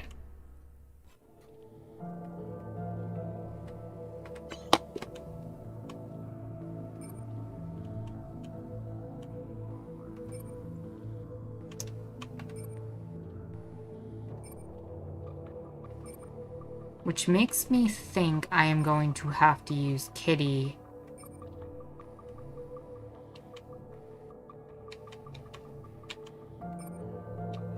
to distract once this robot gets out of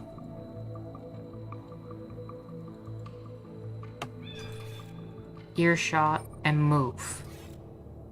But how do you see the cat from there?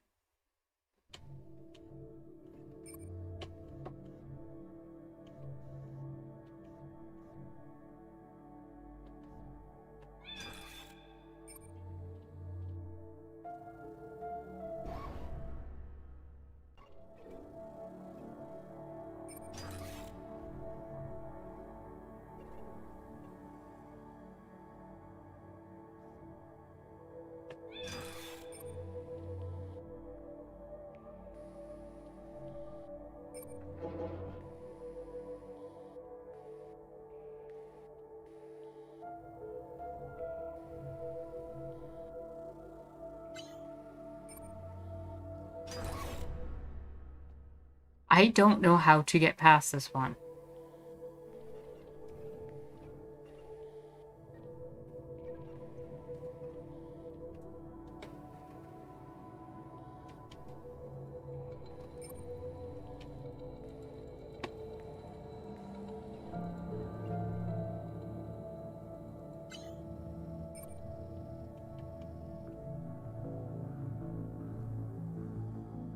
The cat can only meow once, yeah.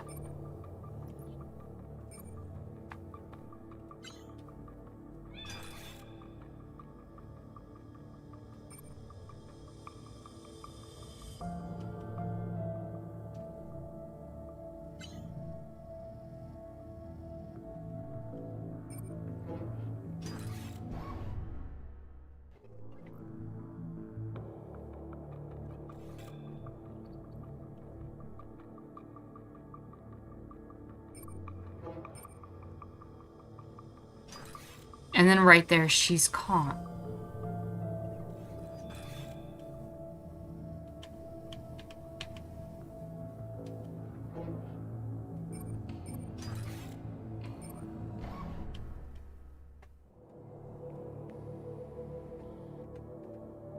Like, this feels so split second, honestly.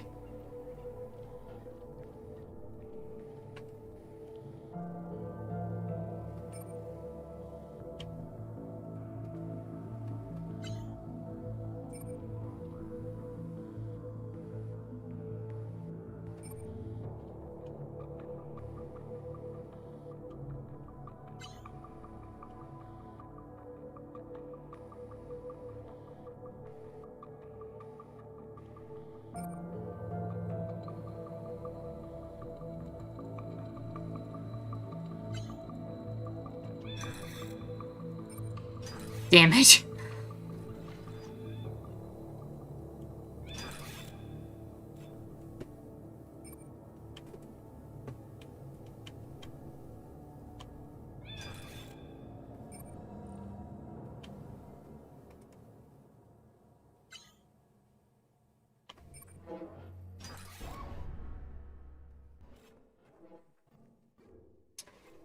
I have an absurd idea.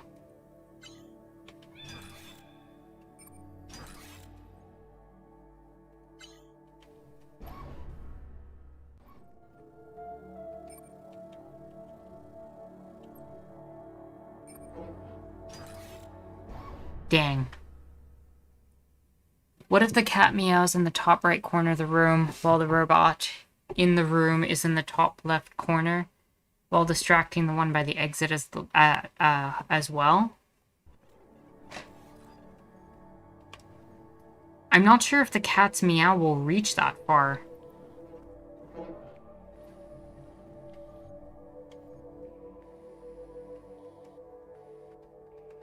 Let me see how far the cat's meow...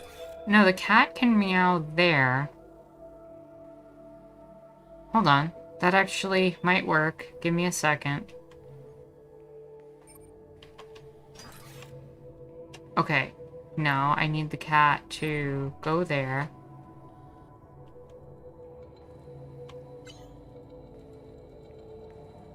Now, if I make the kitty go here...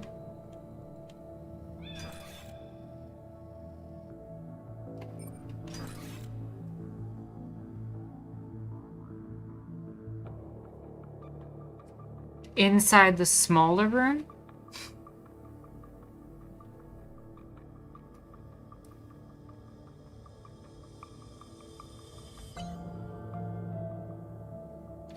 Wait a second, I have an idea.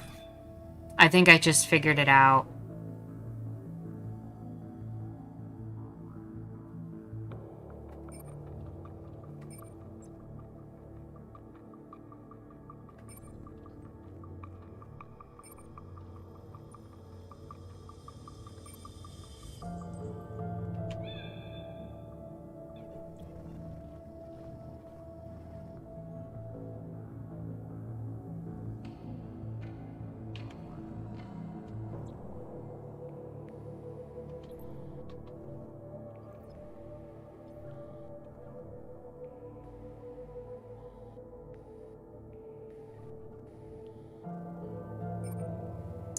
No, not her. No, I don't want her to do that. I want Kitty to stay right here. And as soon as... Yep. Now in the vent.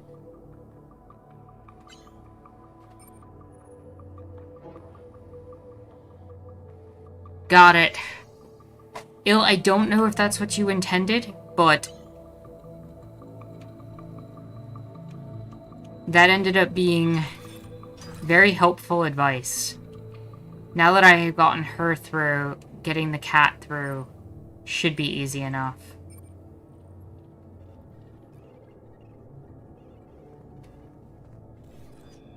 Because once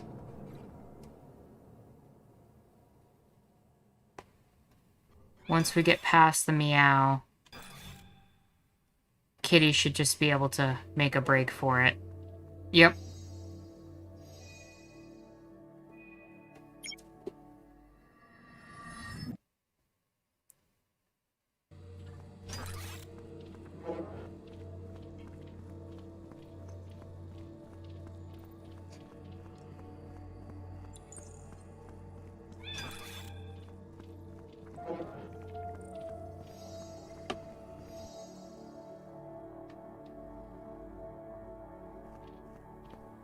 Alright, and supposedly this one now is beatable with no meow as well. Unlike last one. Oh, jeez. I don't know what the heck is going on here. Alright, let's... definitely gonna want Kitty to get that. Kitty can't get that? Okay. If Kitty steps on red door, all these robots are coming out.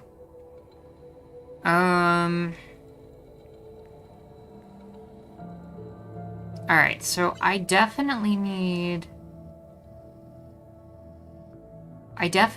her to turn on the blue panel. So she can grab this.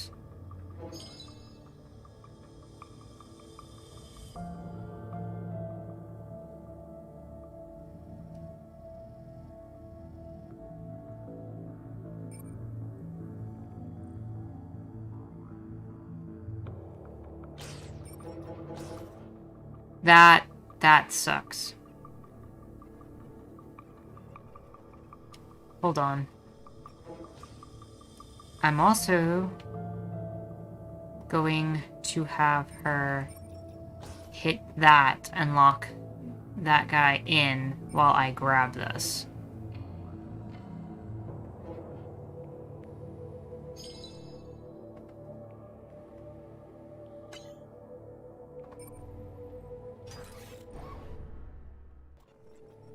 There's no way to prevent that robot from getting to those red switches.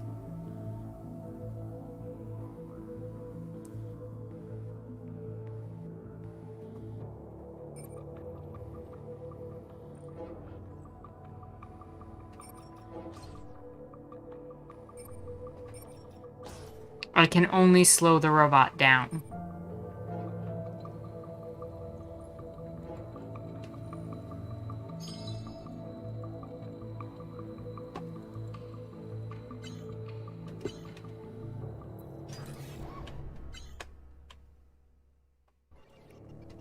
Now, while that's happening, I can have Kitty here.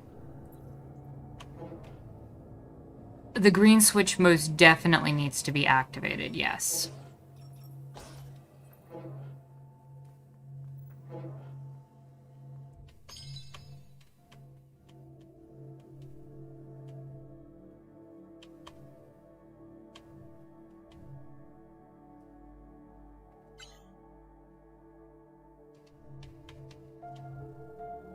And I really need to distract the robot and make sure the robot does not get access to opening that up, because that's a nightmare.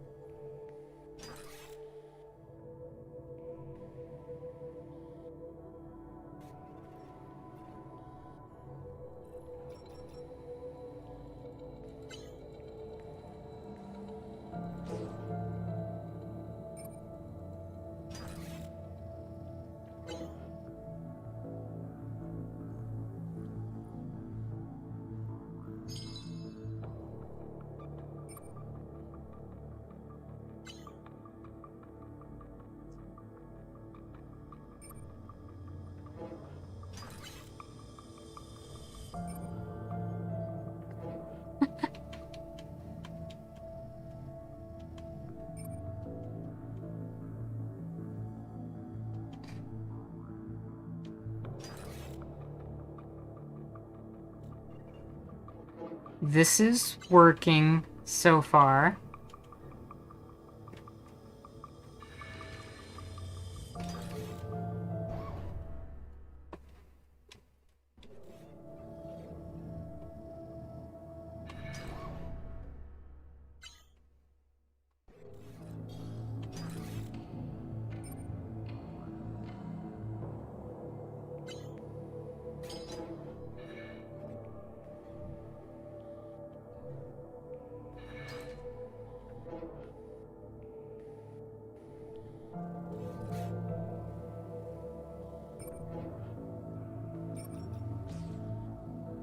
Okay, that door opened.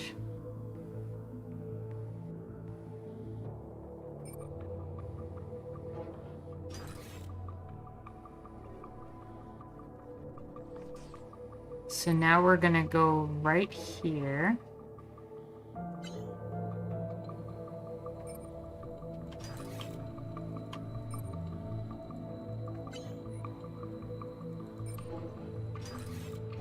Nope.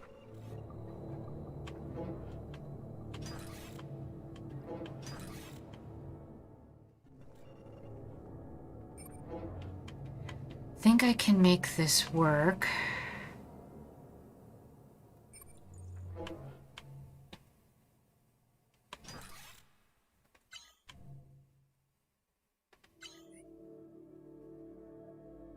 Wait, what happened to the green? I thought I opened the green door. Oh, whoops.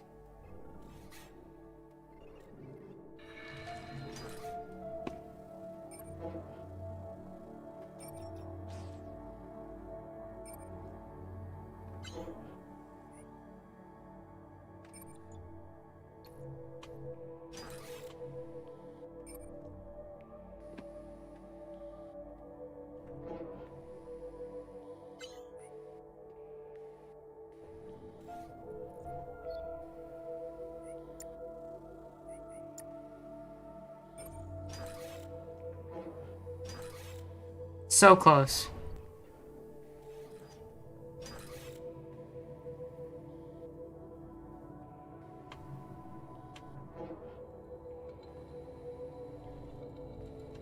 I don't know if there's enough time if the robot distracts from the other vent for what I'm trying to do.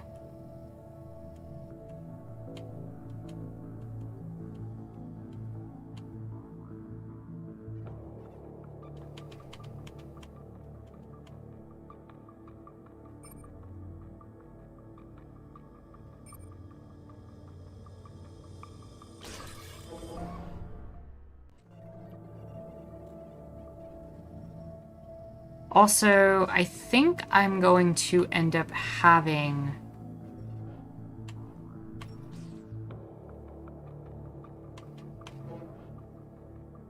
to turn the purple door off regardless.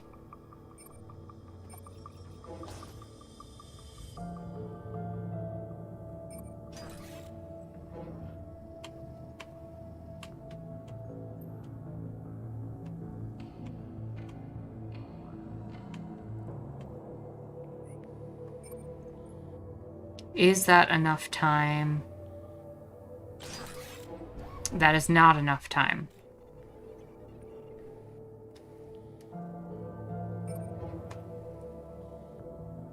I think I may need the cat to distract from the other doorway, actually.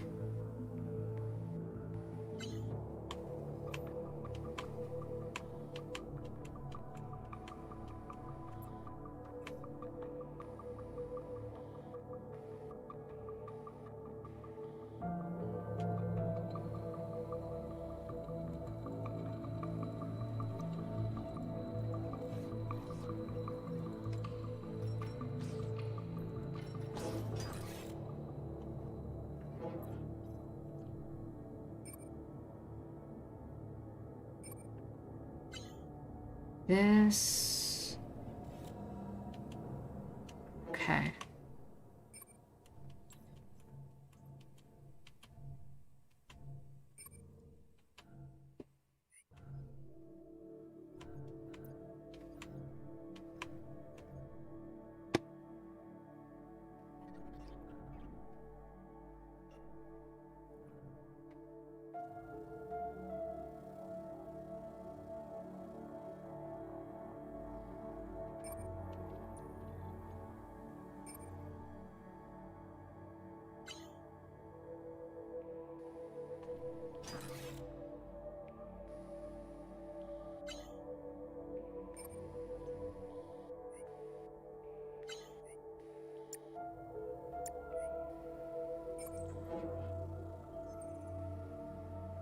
Can she make it? No.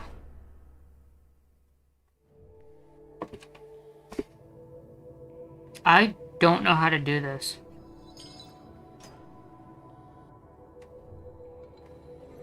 Because the cat here has more than enough time to run through.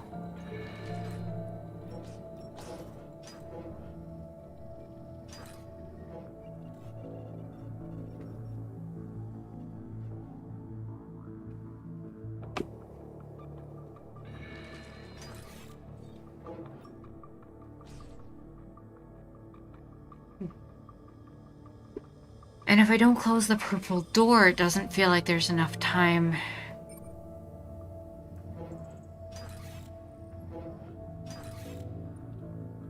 That is so frustrating, because she could easily make that.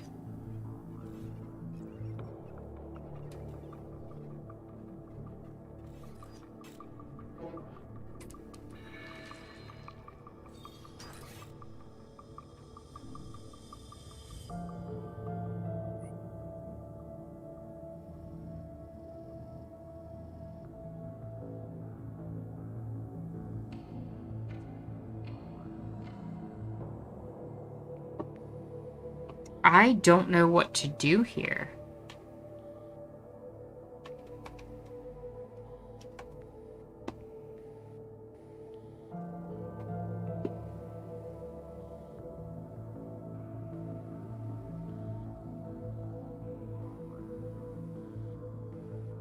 Can the cat distract the robot one last time from the blue room before the robot makes it to the red switch?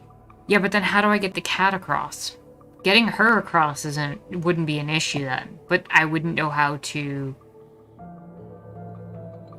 Wait a second. That's it. That's totally it, Il. Thank you.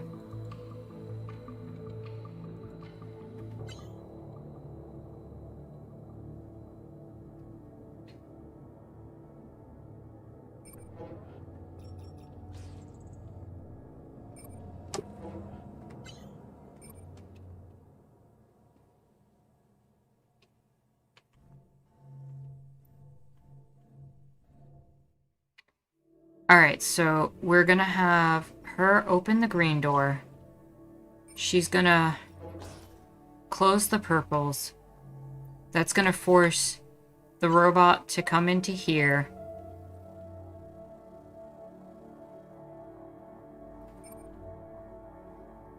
Now we have the robot locked in the blue room. And we can escape at our leisure. Thank you. Bye-bye.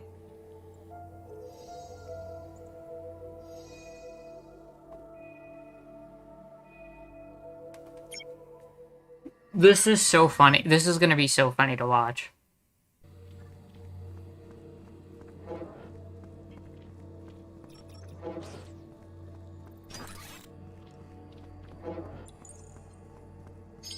The cat's just like, hi, come get me.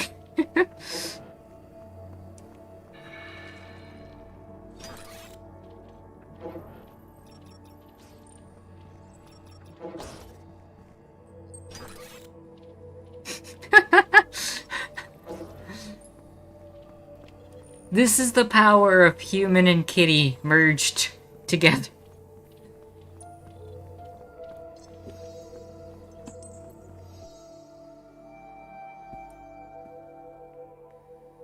A quiet place. Shh. No meow.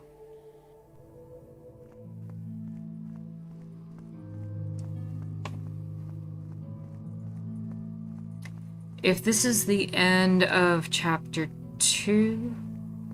Is this the end of chapter 2?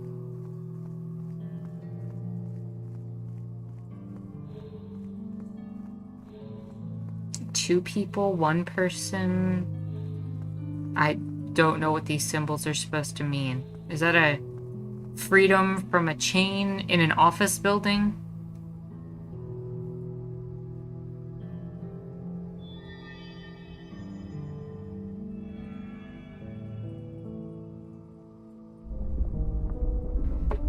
If that is indeed the end of chapter 2, then this is probably a good place to wrap up.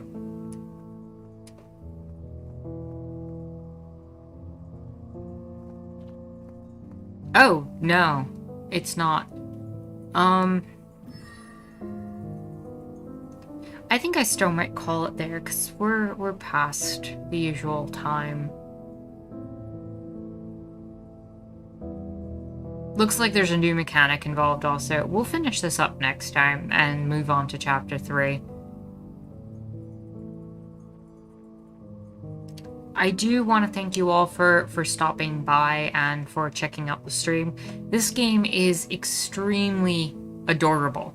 I'm loving the movement of the cat and the player, and I'm appreciating the help with the puzzles. This is something I'm looking forward to again next week, to playing more of this. It's a relatively short game, so I'm not sure if it'll go past next stream, but at the same time, it doesn't have to be, I think, a long experience for it to be a fun one. So yeah, I want to thank you also for the Staxel time that we got to spend together. It was good coming home in that regard, and I enjoyed the conversation. I feel like we started off talking about time and boundaries, and then it brought us into a lot of the other stuff that we talked about with capitalism. So I want to thank you all again. You know, this was a really, really fun experience, and we'll play more next time. With that said, If you have the opportunity, do consider subscribing if you haven't already. In addition, do like and comment on the stream. It helps with the YouTube algorithm. Further, if you're in a place to financially do so, please consider leaving a donation, either single donation or Patreon links. Both are in the description down below. And of course, check out the Discord where you can join us for a lot of good conversations like the one you saw in the stream. That link is as well in the description down below. Thank you again. I agree with you all. It was indeed a good stream. I hope you all have a lovely night. My name is Anarchist Tara. Thank you for watching.